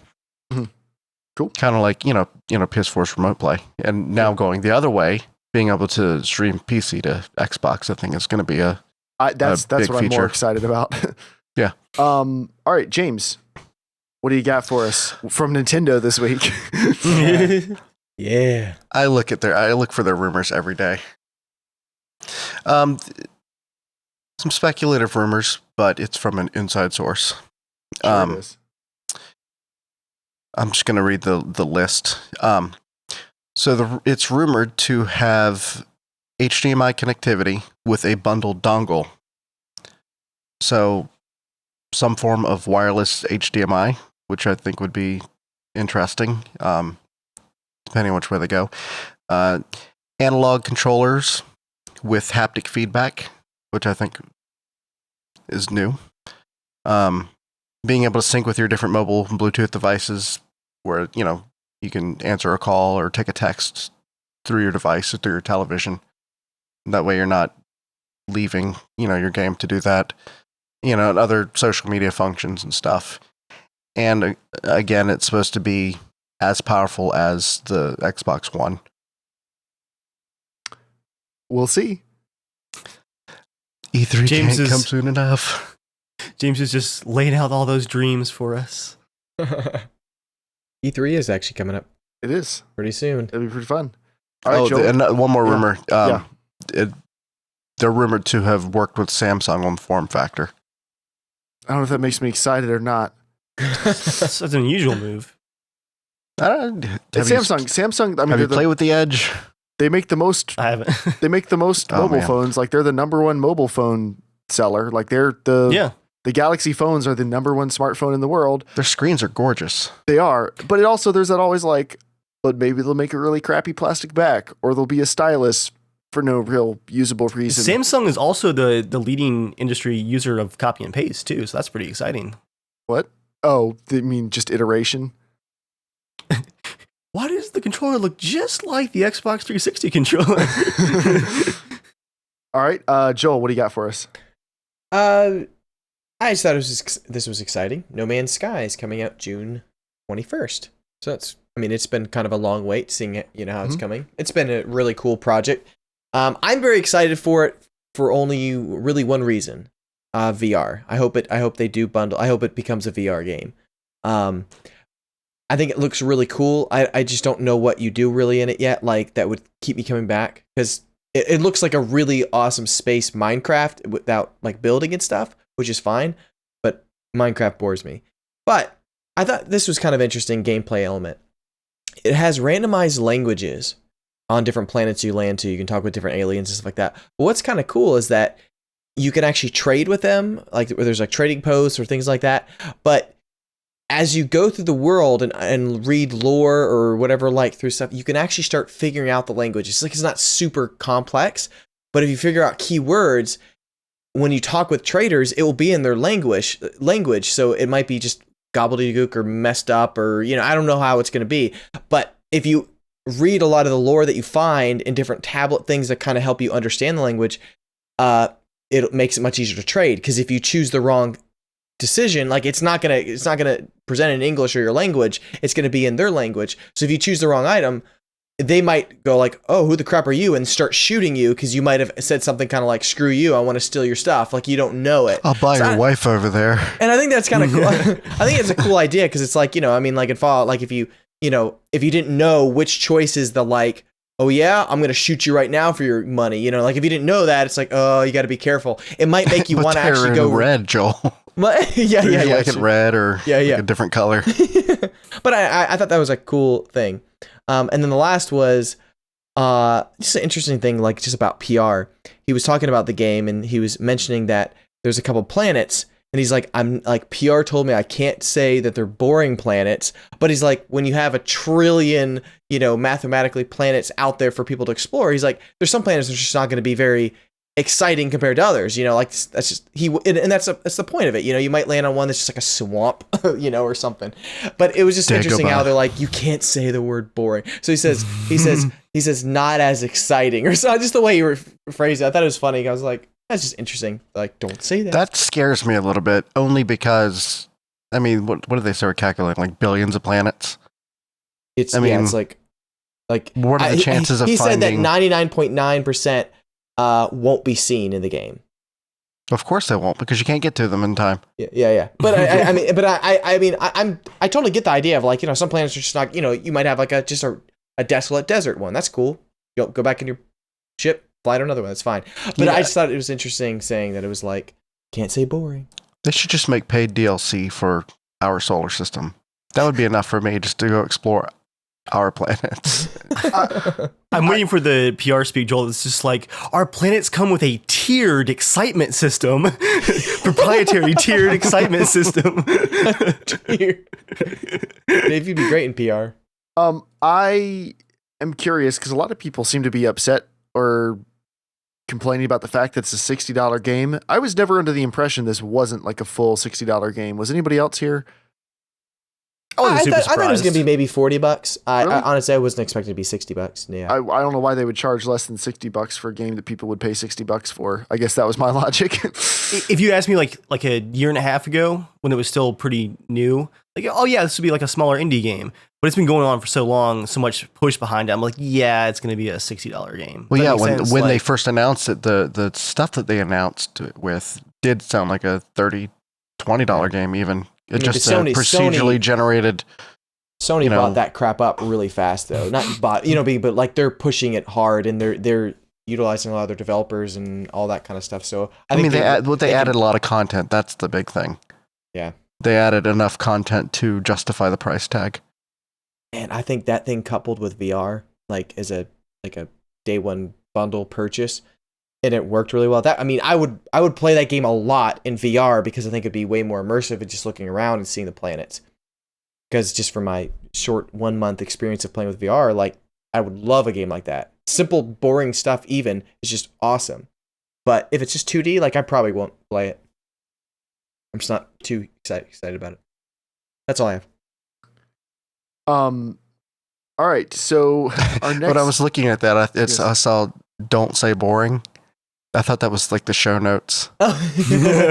Joel's just gonna read it as you get to that part. Don't say boring. Oh crap! It was like I wrote that. Why did I read that? Yeah, Joel, I thought that was a note for us. Like we weren't supposed to say the game was boring. I was like, I actually thought it was kind of cool. I don't know why. Don't say my comments are boring. Don't say it.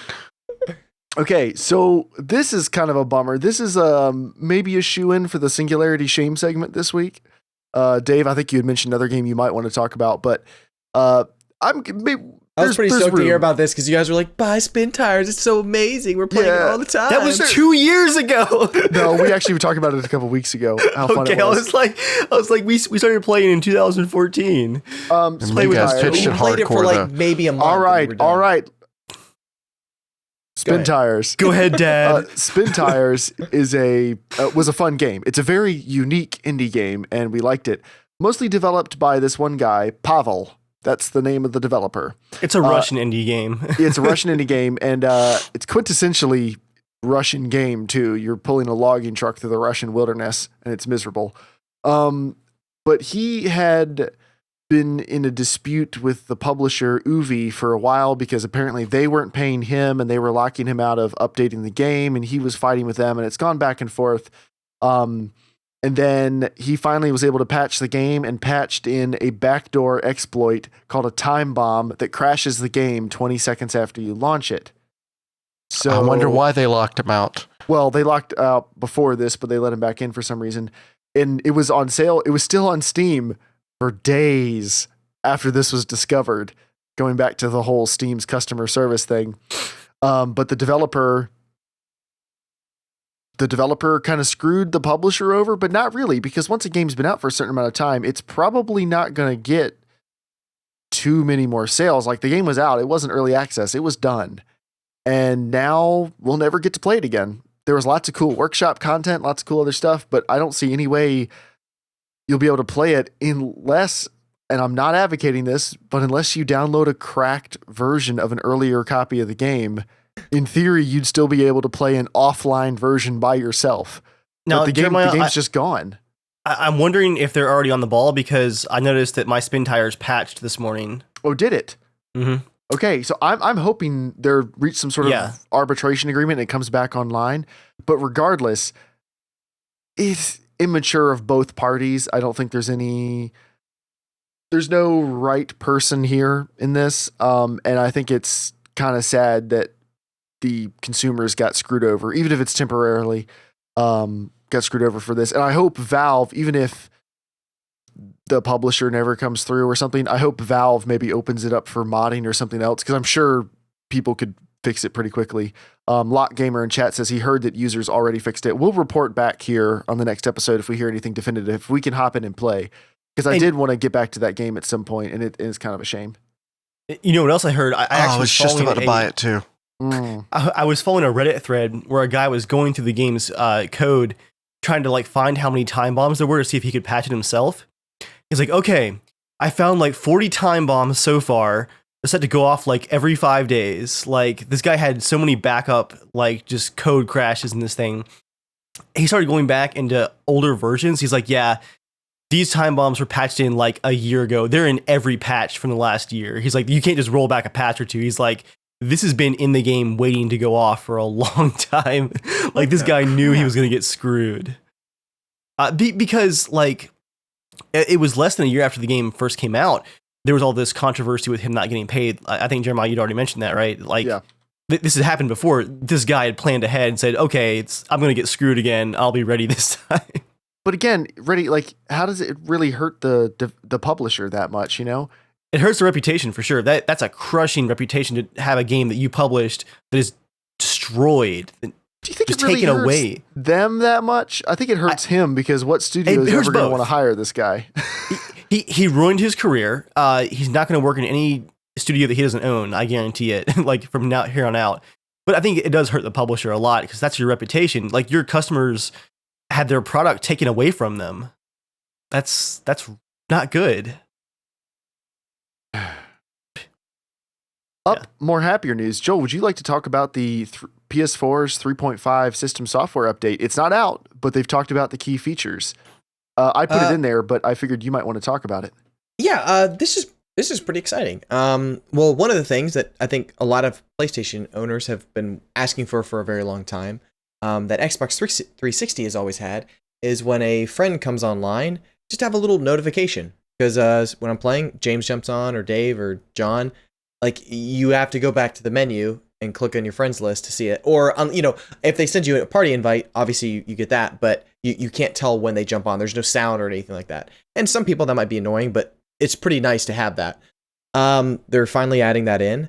And then another cool feature I think is really exciting is I can send James a game invite on a specific day. So let's say we want to play next Friday at like 8 p.m. I'll send, hey, let's play Dark Souls or whatever next Friday night, 9 p.m. James accepts it.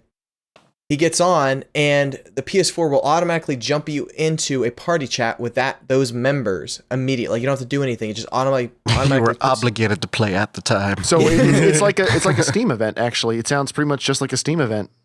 Cool. Does Steam event put you into a party chat right away? I don't know about party chat. It may or may not. It's maybe not exactly like a party. Well, hold on. It will load you into the server. That's cool. Like it'll I don't know. Yeah, I don't know if it loads stuff. you into the game. I just think it loads you into at least a party chat. So I don't know if it does that. Gotcha. Although, because I think it would be weird, I guess, if your PS4 just automatically turned on at 9 o'clock and just jumped you right in. I mean, it turns on to do updates. Yeah, but I guess it stops whatever game you're playing. You're like watching a show. Whoop! You're playing Dark Souls now. Oh no! All I'm hearing is everyone in that party is going to get to enjoy you yelling at your kids for like 10 minutes while you finish cooking dinner. I'll be right there. And then the last thing I think they are working on soon. They didn't say a timetable when, but they said it's not in the beta, but it is still coming. Is PS4 streaming on the PC or Mac, and that I'm very excited about. Mm-hmm. Although the only thing, and again, you'll never do it, Joel. What? You'll never do it. Well, here's the one thing that would hold me back from it. It's not your couch.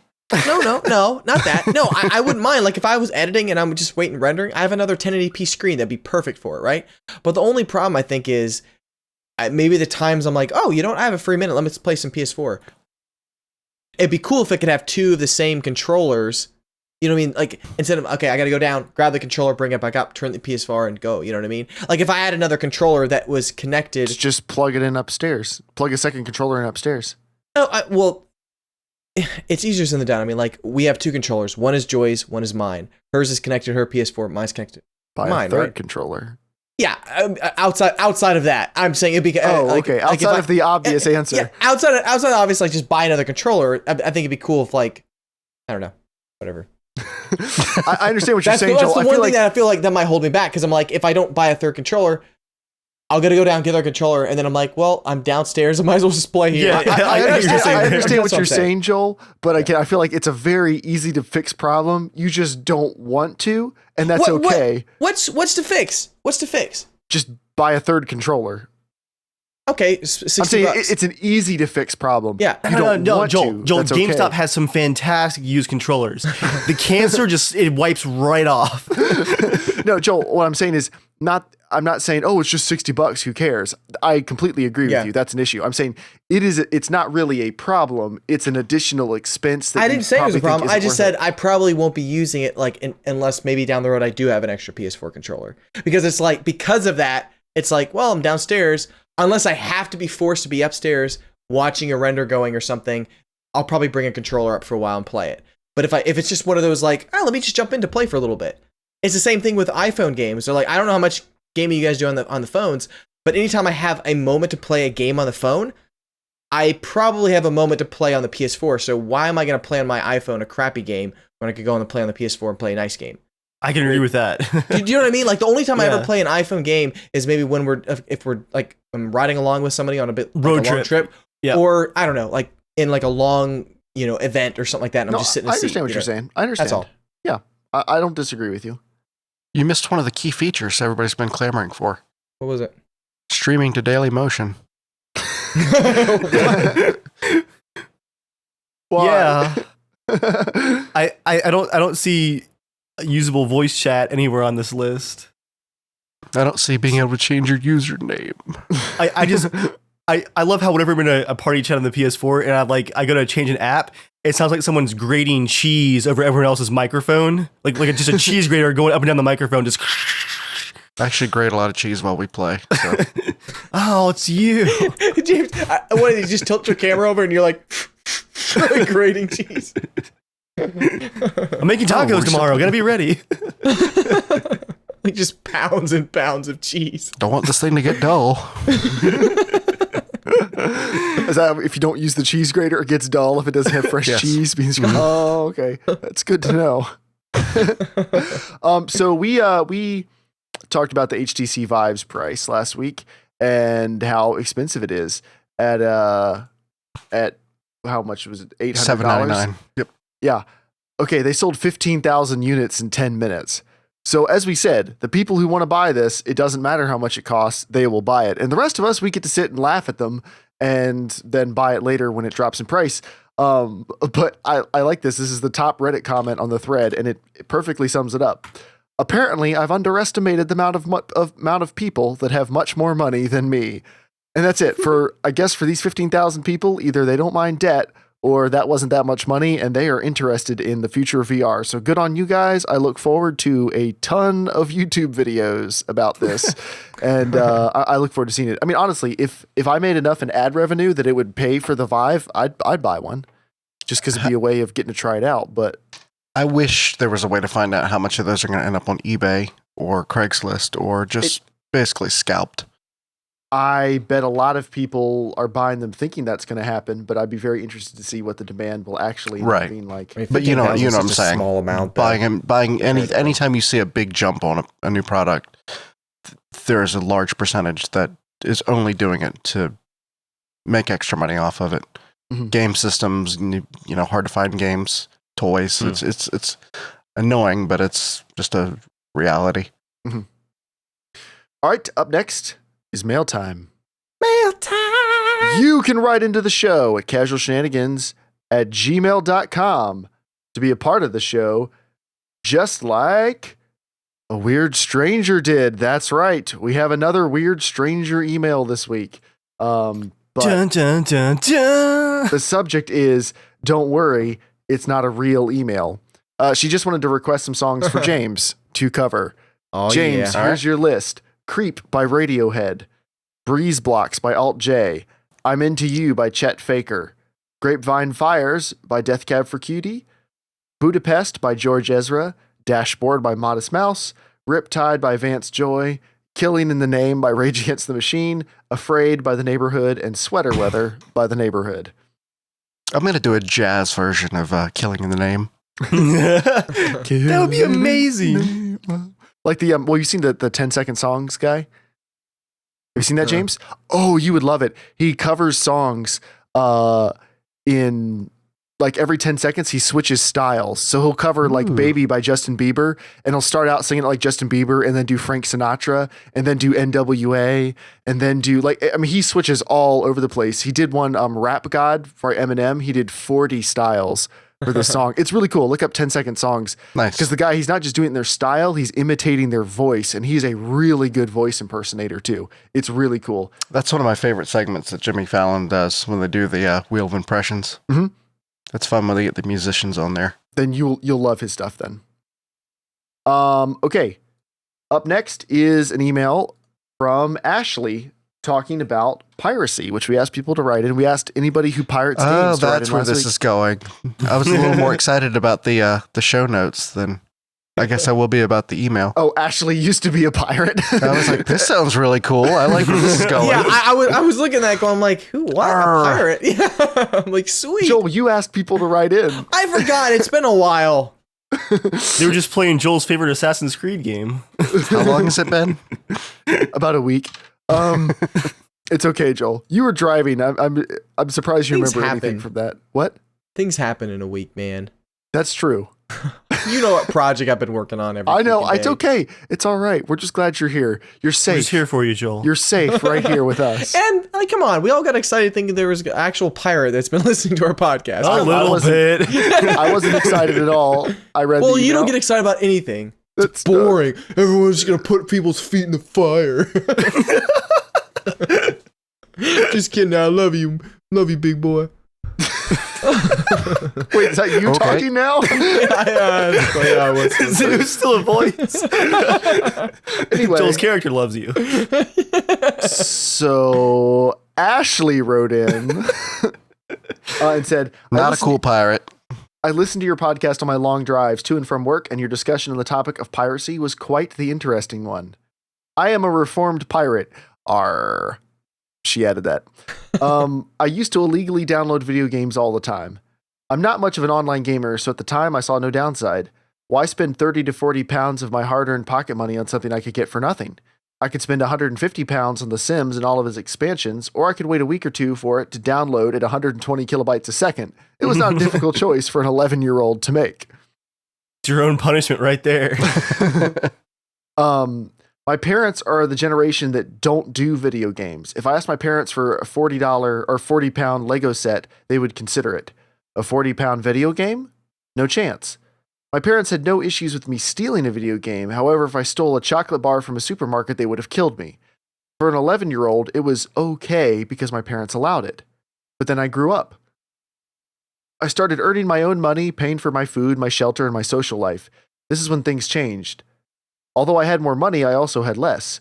Do I buy shoes this month, or do I buy Battlefield? But when you're working every day to earn the money you need to make it for yourself in this world, you feel for the people who make these games. Because at the end of the day, underneath those 4K textures, that dynamic light, and that AI are people. People just like you and me working long hours to create a product that will feed them and their families, and with that in mind, how can one bring themselves to steal? Thank you for all the hours of entertainment. Ashley. What I like about it is she said when she started making her own money and money was tighter. Is it a she or a he? You're assuming? Ashleys are normally she's. If it's but there are plenty of Ashleys that are guys too. But just more of them are she's. Yeah. I guess I've never. She or he. Anyway, they the word was created for such a time as this. When money started being tighter and they were paying for everything themselves, that's when they started paying for games because they understood the position that the people who make games are in. And I thought that was really good. And that's something that a lot of younger people who still pirate don't understand, and hopefully they will someday, is it's not a victimless thing.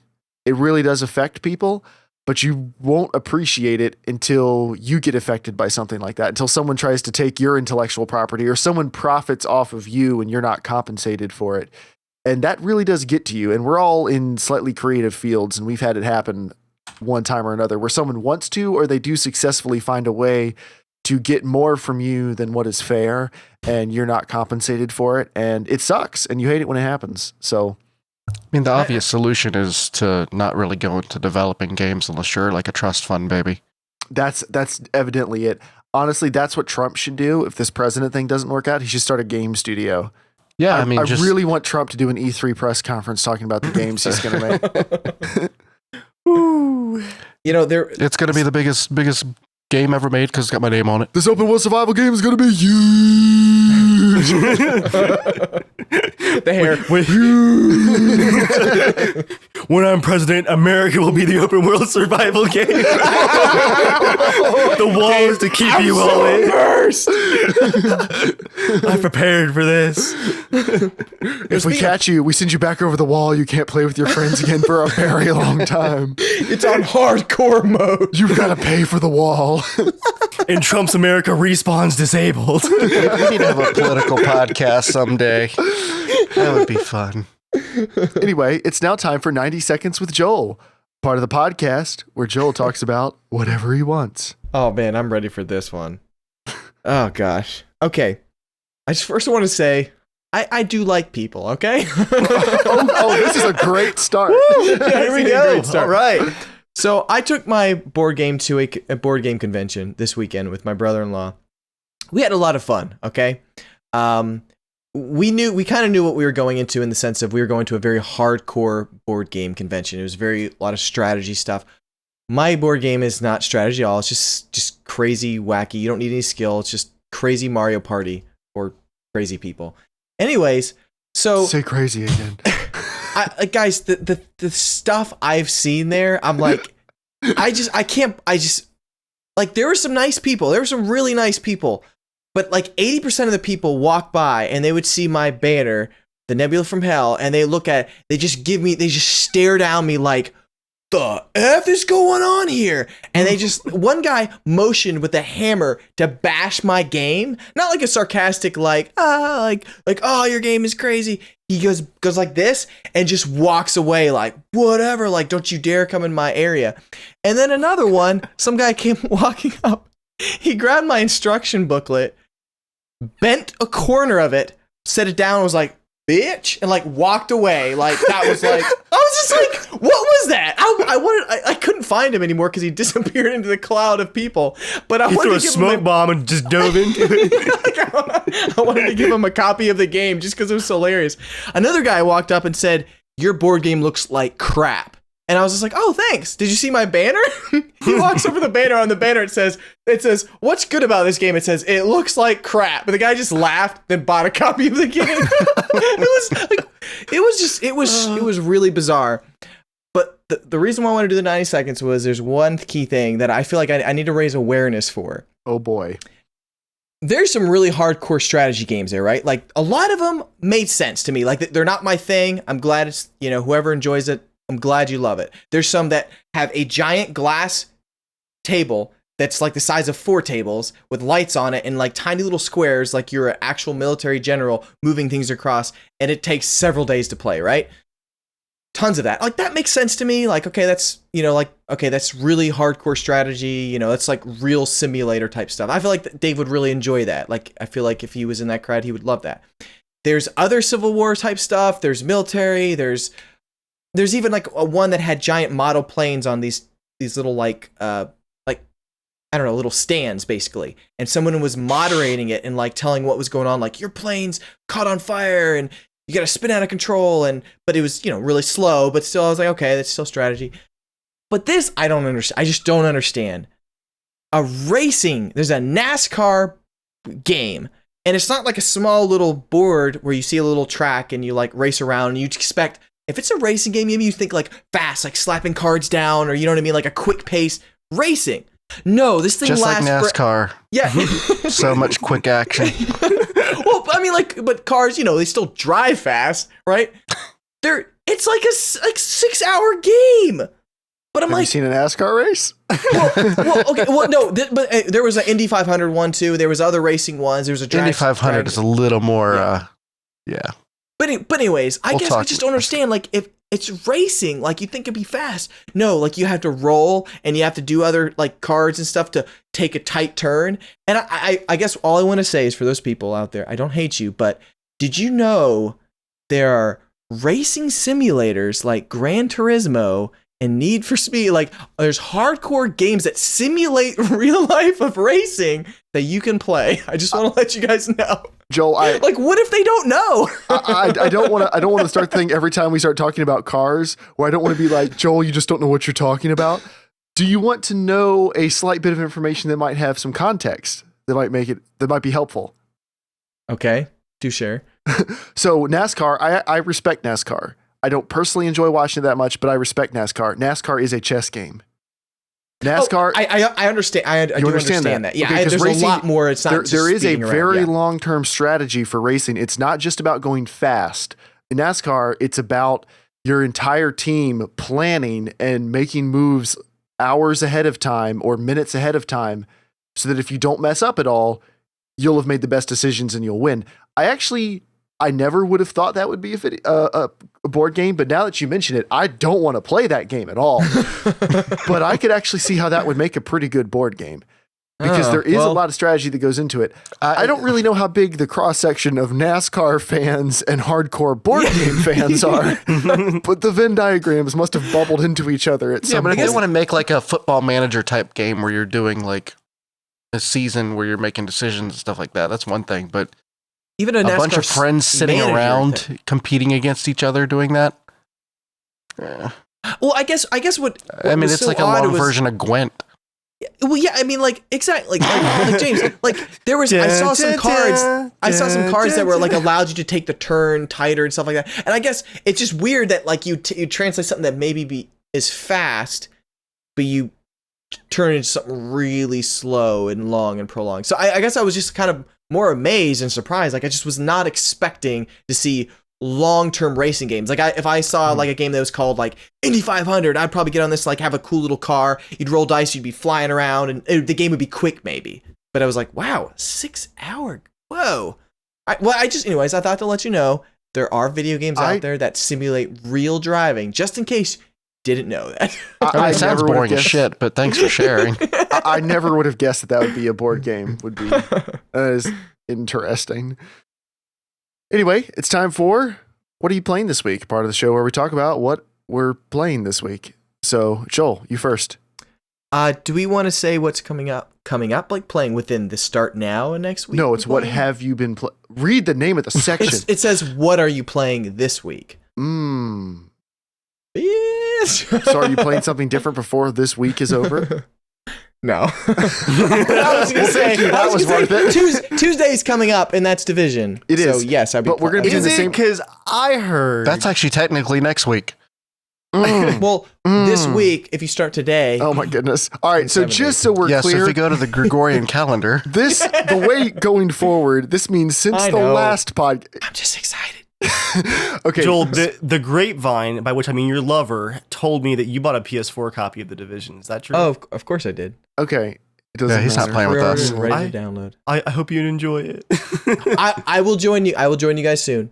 But Joy's really excited to play it. We played 12 hours of it together. We're excited to play the story mode. After we play Battlefront on PC? Yeah, dude. Do you remember we had this conversation where I said Joel's going to end up spending like $180 on the game? Probably true. Well, I mean, when your wife really wants to play a game with you, like that kind of tends to trumps happen. All your friends. I'm sorry. All of your friends that you played with for years. It trumps everything just because you care about your marriage. Someone say Trump? All right, anyway. But we're going to be doing the same thing we did with Fallout 4. We're not going to be giving our impressions on the Division other than 5 minutes or so. We won't be doing that next week. The week after, we will be having our thoughts on the Division. Everyone good with that? I think that's the best way to go. It was the best way we did Fallout, and people seem to enjoy it a lot more. So do like a first impressions, 5 minutes each. Right. We're never, not 5 minutes each. That's a 20-minute section. We'll do like a minute each. First impressions. And if it's us, it won't be 5 minutes each. It'll be 5 minutes till we start arguing. It'll be an hour and a half. The Division week 1. The Division. We are divided, as it turns out. Anyway. So we'll be giving our thoughts on it 2 weeks from tonight, but that is coming out next week. So Dave, what have you been playing?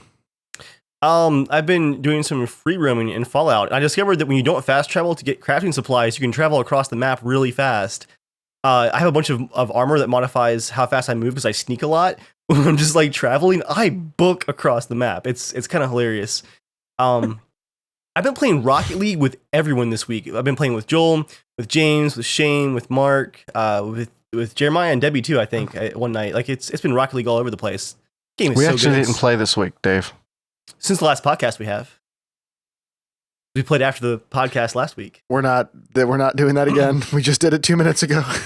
And then I'm hoping tonight to start total mind blank. The Flame and the Flood. Cool. James, what about you? I don't know if I've even played anything this week. All right. Yeah, because after the podcast, he says goodbye. I haven't played anything. Are you getting the Division? Most likely. I've already got it. Oh, okay. Yeah, I when I bought my 970, it came with Rise of Tomb Raider, and like 2 days later they offered the Division. So I wrote Newegg, and you got both. You got both. Because I told you to. I told you. That is awesome. That's awesome. Can you guys let me know if you guys do see a good deal on PC though? Because I mean, I am planning on getting it because I do want to play with you guys. It's $38. But if I had to choose which one I'm going to do first right now, and Joy just really wants to play it. If they're giving out pre-ordered, Joel, if they're giving out NVIDIA codes, this is kind of a little bit going into gray market. But if they're giving out NVIDIA codes on eBay, they will be dirt cheap within days. So if you want to play, you can probably grab a $20 code pretty quick. But I mean, I don't think it's that sketchy because someone did pay for the code. They're just not using it, and you get to use it. But yeah, it's a method. But I have been playing. I played a little bit of Rocket League. I've played more Tomb Raider, Rise of the Tomb Raider. I am still really enjoying that game, and I've just kind of been biding my time. I finished a Potato Masher review, and I'm now working the Potato Masher review for Rise of the Tomb Raider, and for a couple games that are older games. I'm going to be doing this remaster series for the Potato Masher where I look at older games and see how good can you make them look now, because the PC doesn't really get remasters in the same way that consoles are able to get them. They have to get a remaster because it's a game that was made on a different platform being brought to a new platform. So it's a good opportunity to up the resolution and up the frame rate and everything. But on the PC, generally, you just play the game, like you just reinstall it. But you can then, if you're running it on much newer hardware, you can run it with 16x anti-aliasing and everything cranked to the max and at 120 FPS and stuff. You can do all that. So I'm going to be doing a series where I look at some slightly older games and see how good can you make them look these days. That's cool. And speaking of, very good, James. I like the games that actually people release the higher texture map. I think that would be interesting to see too. It's interesting. This. I tried Rage, and the textures for Rage are really low res, but I looked online, and actually the higher quality textures are in the game. It's kind of procedural a little bit, the way it up-reses stuff. It's hard to explain, and that was not a very good job of explaining it. But the higher quality stuff is there. You just have to edit a notepad thing, and basically, because the game was made when there weren't graphics cards as nice as there are now, they don't know how good your stuff is. So you just have to update some values in a text file so that it knows how much VRAM it has to work with and stuff, and it'll automatically just scale everything up. The Rage already looked really good. If you go back and look at it now, the textures look bad. Everything else is still pretty decent, but the textures compared to what's out these days, it looks compared like to what's out these days. But when it came out, it was right. It looks like PS3 textures, but. Even at the time, I found Rage's texture resolution to be limiting. I mentioned this to Jeremiah. What Rage did was it sacrificed resolution for originality. Like every texture was an original, non-repeating, non-reused texture. They hand-painted everything uniquely, but resolution suffered because of that. It had to be streamed in piece by piece. But yep, that's a thing that'll be coming up. And I haven't played any Potato Masher videos on the podcast in a while. I'm wanting to only stick to major game releases. Just because it does take up a lot of time on the podcast because I'm doing more reviews now. But Rise of the Tomb Raider, we probably will play that on the podcast because that game technologically is doing some really, really cool stuff. Like there's some fancy tech on display and it works awesome on both platforms. So it's kind of a rare game. Wow, spoiler. Speaking of Potato Masher, I was going to say one thing. Just Cause 3 on PS4 is getting a patch in like the next week. Mm-hmm. That improves loading time, I think, by 20 to 40%. For pretty much the whole game, which that's great because I'm still playing the game and that's great to see. And then it's also improving a lot of the frame rate, hitching and stuff like that. I'd be curious. I mean, I know it's a lot of extra time, but it'd be interesting even to see like a 2-minute clip to see how Just Cause 3 is performing still on PC and how it looks on PS4, just to see if there's like a comparison to see like, oh wow, this looks really good. Because my curiosity is it better to buy something on PS4 like some games because it's like, you know what, it gets patched quicker than it does on PC? They're getting patched at the same rate. They've been getting patches at the same time. I'm curious if it runs the same well. Normally, actually, PC gets much quicker patches because it doesn't have to go through cert.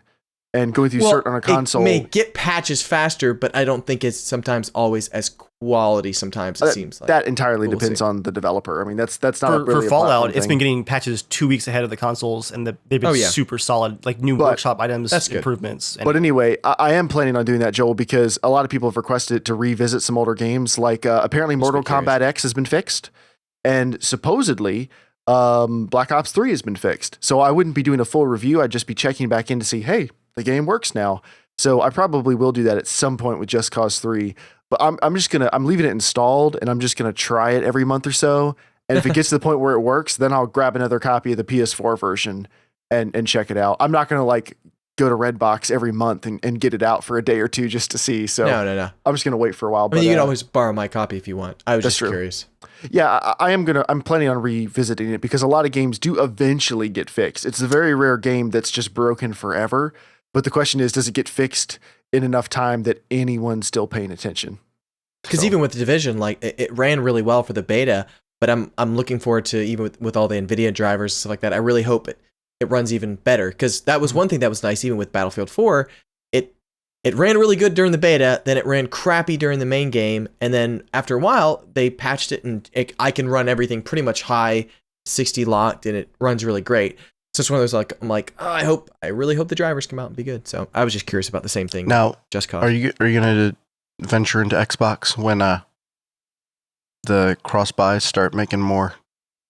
Probably. Well, I'm doing Rise of the Tomb Raider as an Xbox versus Potato Masher comparison because I'm going to keep the same footage for when the PS4 version comes out later this year. But it's too good looking of a game to wait till this fall to look at it. Like I really wanted to push as hard as I could now. So I am comparing it to the Xbox One version. I'll do that for any games where it makes a lot of sense. Like if they do like Forza, oh, you better believe I'm going to compare Forza. If I can play the same Forza I'm playing on the Xbox, but the shadows aren't horribly aliased the entire time and there's anti-aliasing on the cars, like Forza is a gorgeous looking game that's just hamstrung by being on the weakest console. So that I would definitely do a comparison for that because if somehow that game works well, I'm excited. Are you going to give us beast mode from your actual gaming computer? Oh, you mean I should compare it to my gaming computer and see what it looks like? Yeah. That could be fun. I just want to see like a little 30 seconds in for those who actually want to buy a gaming PC.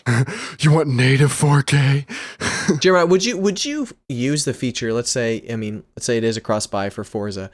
You're playing on the PC, but then you're out hanging out in the living room and playing, and you could pick it right back up on the Xbox One, same place, save point, everything. Do you think you'd use that feature, right in the middle of a race? Or would it be something like, well, if it's a cross-buy, I'm only going to play it on PC? Or do you think you would ever kind of like, I'm already here, I'm sitting on the couch, might as well play? Like, that's not like oh gosh, I can't handle how it looks on here that I have to go back to PC.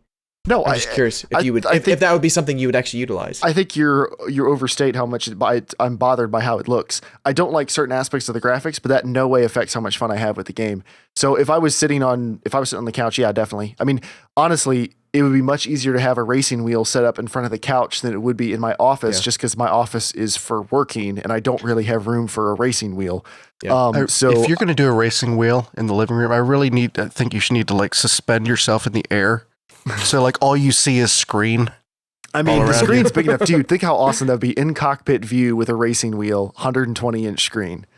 We're just gonna like make some cardboard cutouts to make it look like you're inside a car.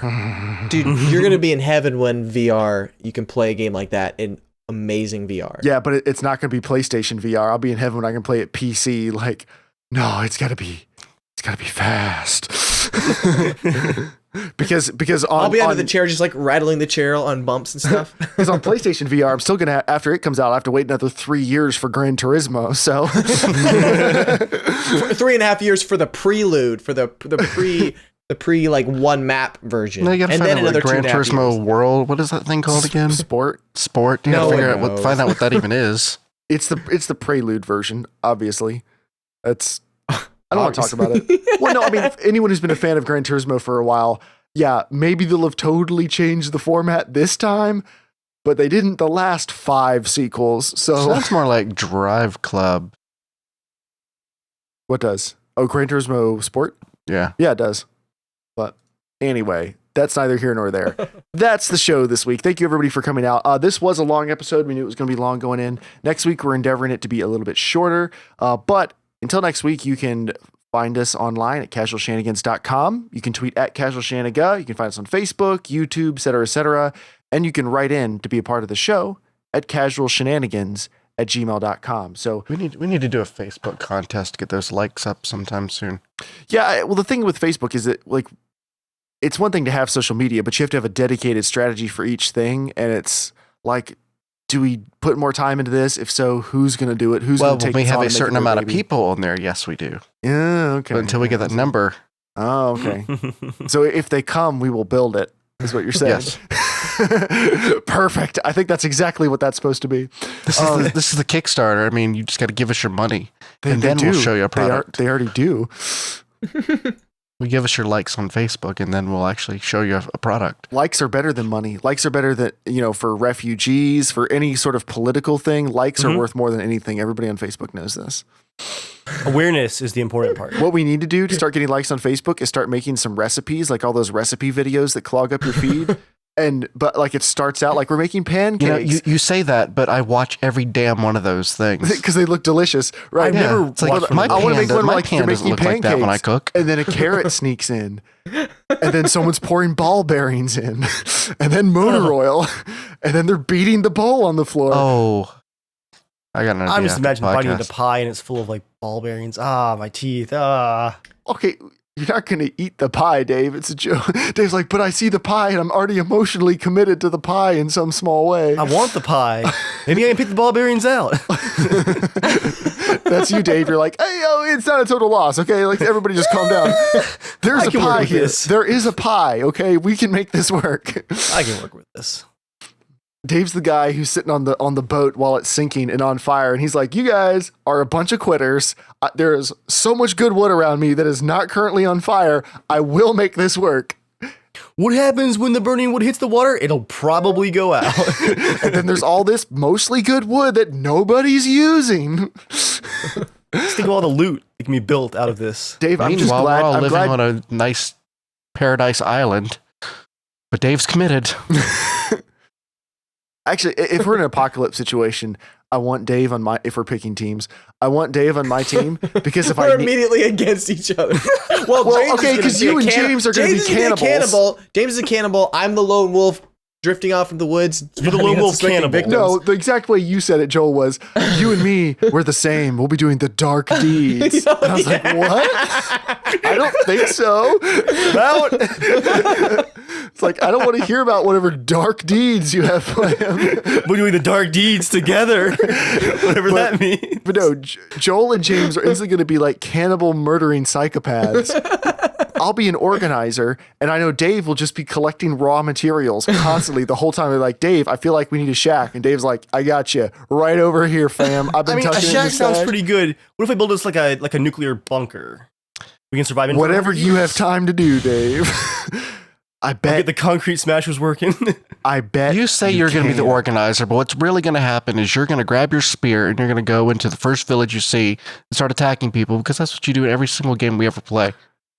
Okay. You're always let's run in and start shooting stuff. That's true. No, let's not have the strategy. Let's not organize. Let's jump in and let's go kill those things. I'm fine with strategy, but sometimes you just need to start kicking doors down. Like in Oblivion, my strategy for getting a house was killing somebody, and then you have a house. Yeah, then you have a house. Exactly. That's why I said you and I were going to do the dark deeds. Done, dirt cheap. I know there's a different term. You and I are gonna do the dark deeds. We're all sitting on the campfire after dinner. Someone's like, "Oh, we're out of drinking water." Joel's like, "It's time for a dark deed." It's like, no, we really just need the water for the dark deed. He comes back with a full bucket of water with blood all over his hands. It's hard out there. If you have listened to the podcast this far, please put in the comments the dark deeds. Oh, is that a new thing now? Our phrase of the week is dark deeds. I'm like the only one that's encouraging people write in or react to the podcast. I mean, I say literally every week, right? Yeah, but that's like if you want to. This is like, no, do it. People react to the podcast every week, usually with horror. No, Joel, I like you coming up with unique things every week. I do like that. I enjoy that. Because I've been doing a lot of workout videos, like editing them. I'm actually producing one. I'm working on recording my own to give to you guys. For casual shenanigans. You don't have time to be on the podcast every week because of Norman, but you're recording a workout video as a joke. Crap doesn't take that long to make. Okay. Crap doesn't. You're right. No, it doesn't. Exactly. Joel's like, I woke up one night. I just have an idea for a workout video. I was just thinking. I was like, I kind of want to make a workout video. Were you taking a crap when you came up with that idea? No, I was driving, listening to you guys' podcast. That's what I was doing. Anyway, so that's the show for you guys this week. So write in with dark deeds if you've made it this far, and write in with what you think Joel means when he says dark deeds. We'll read the best suggestions on the podcast. But till next time, guys, thank you for watching, and slap a seal. Back into the ocean.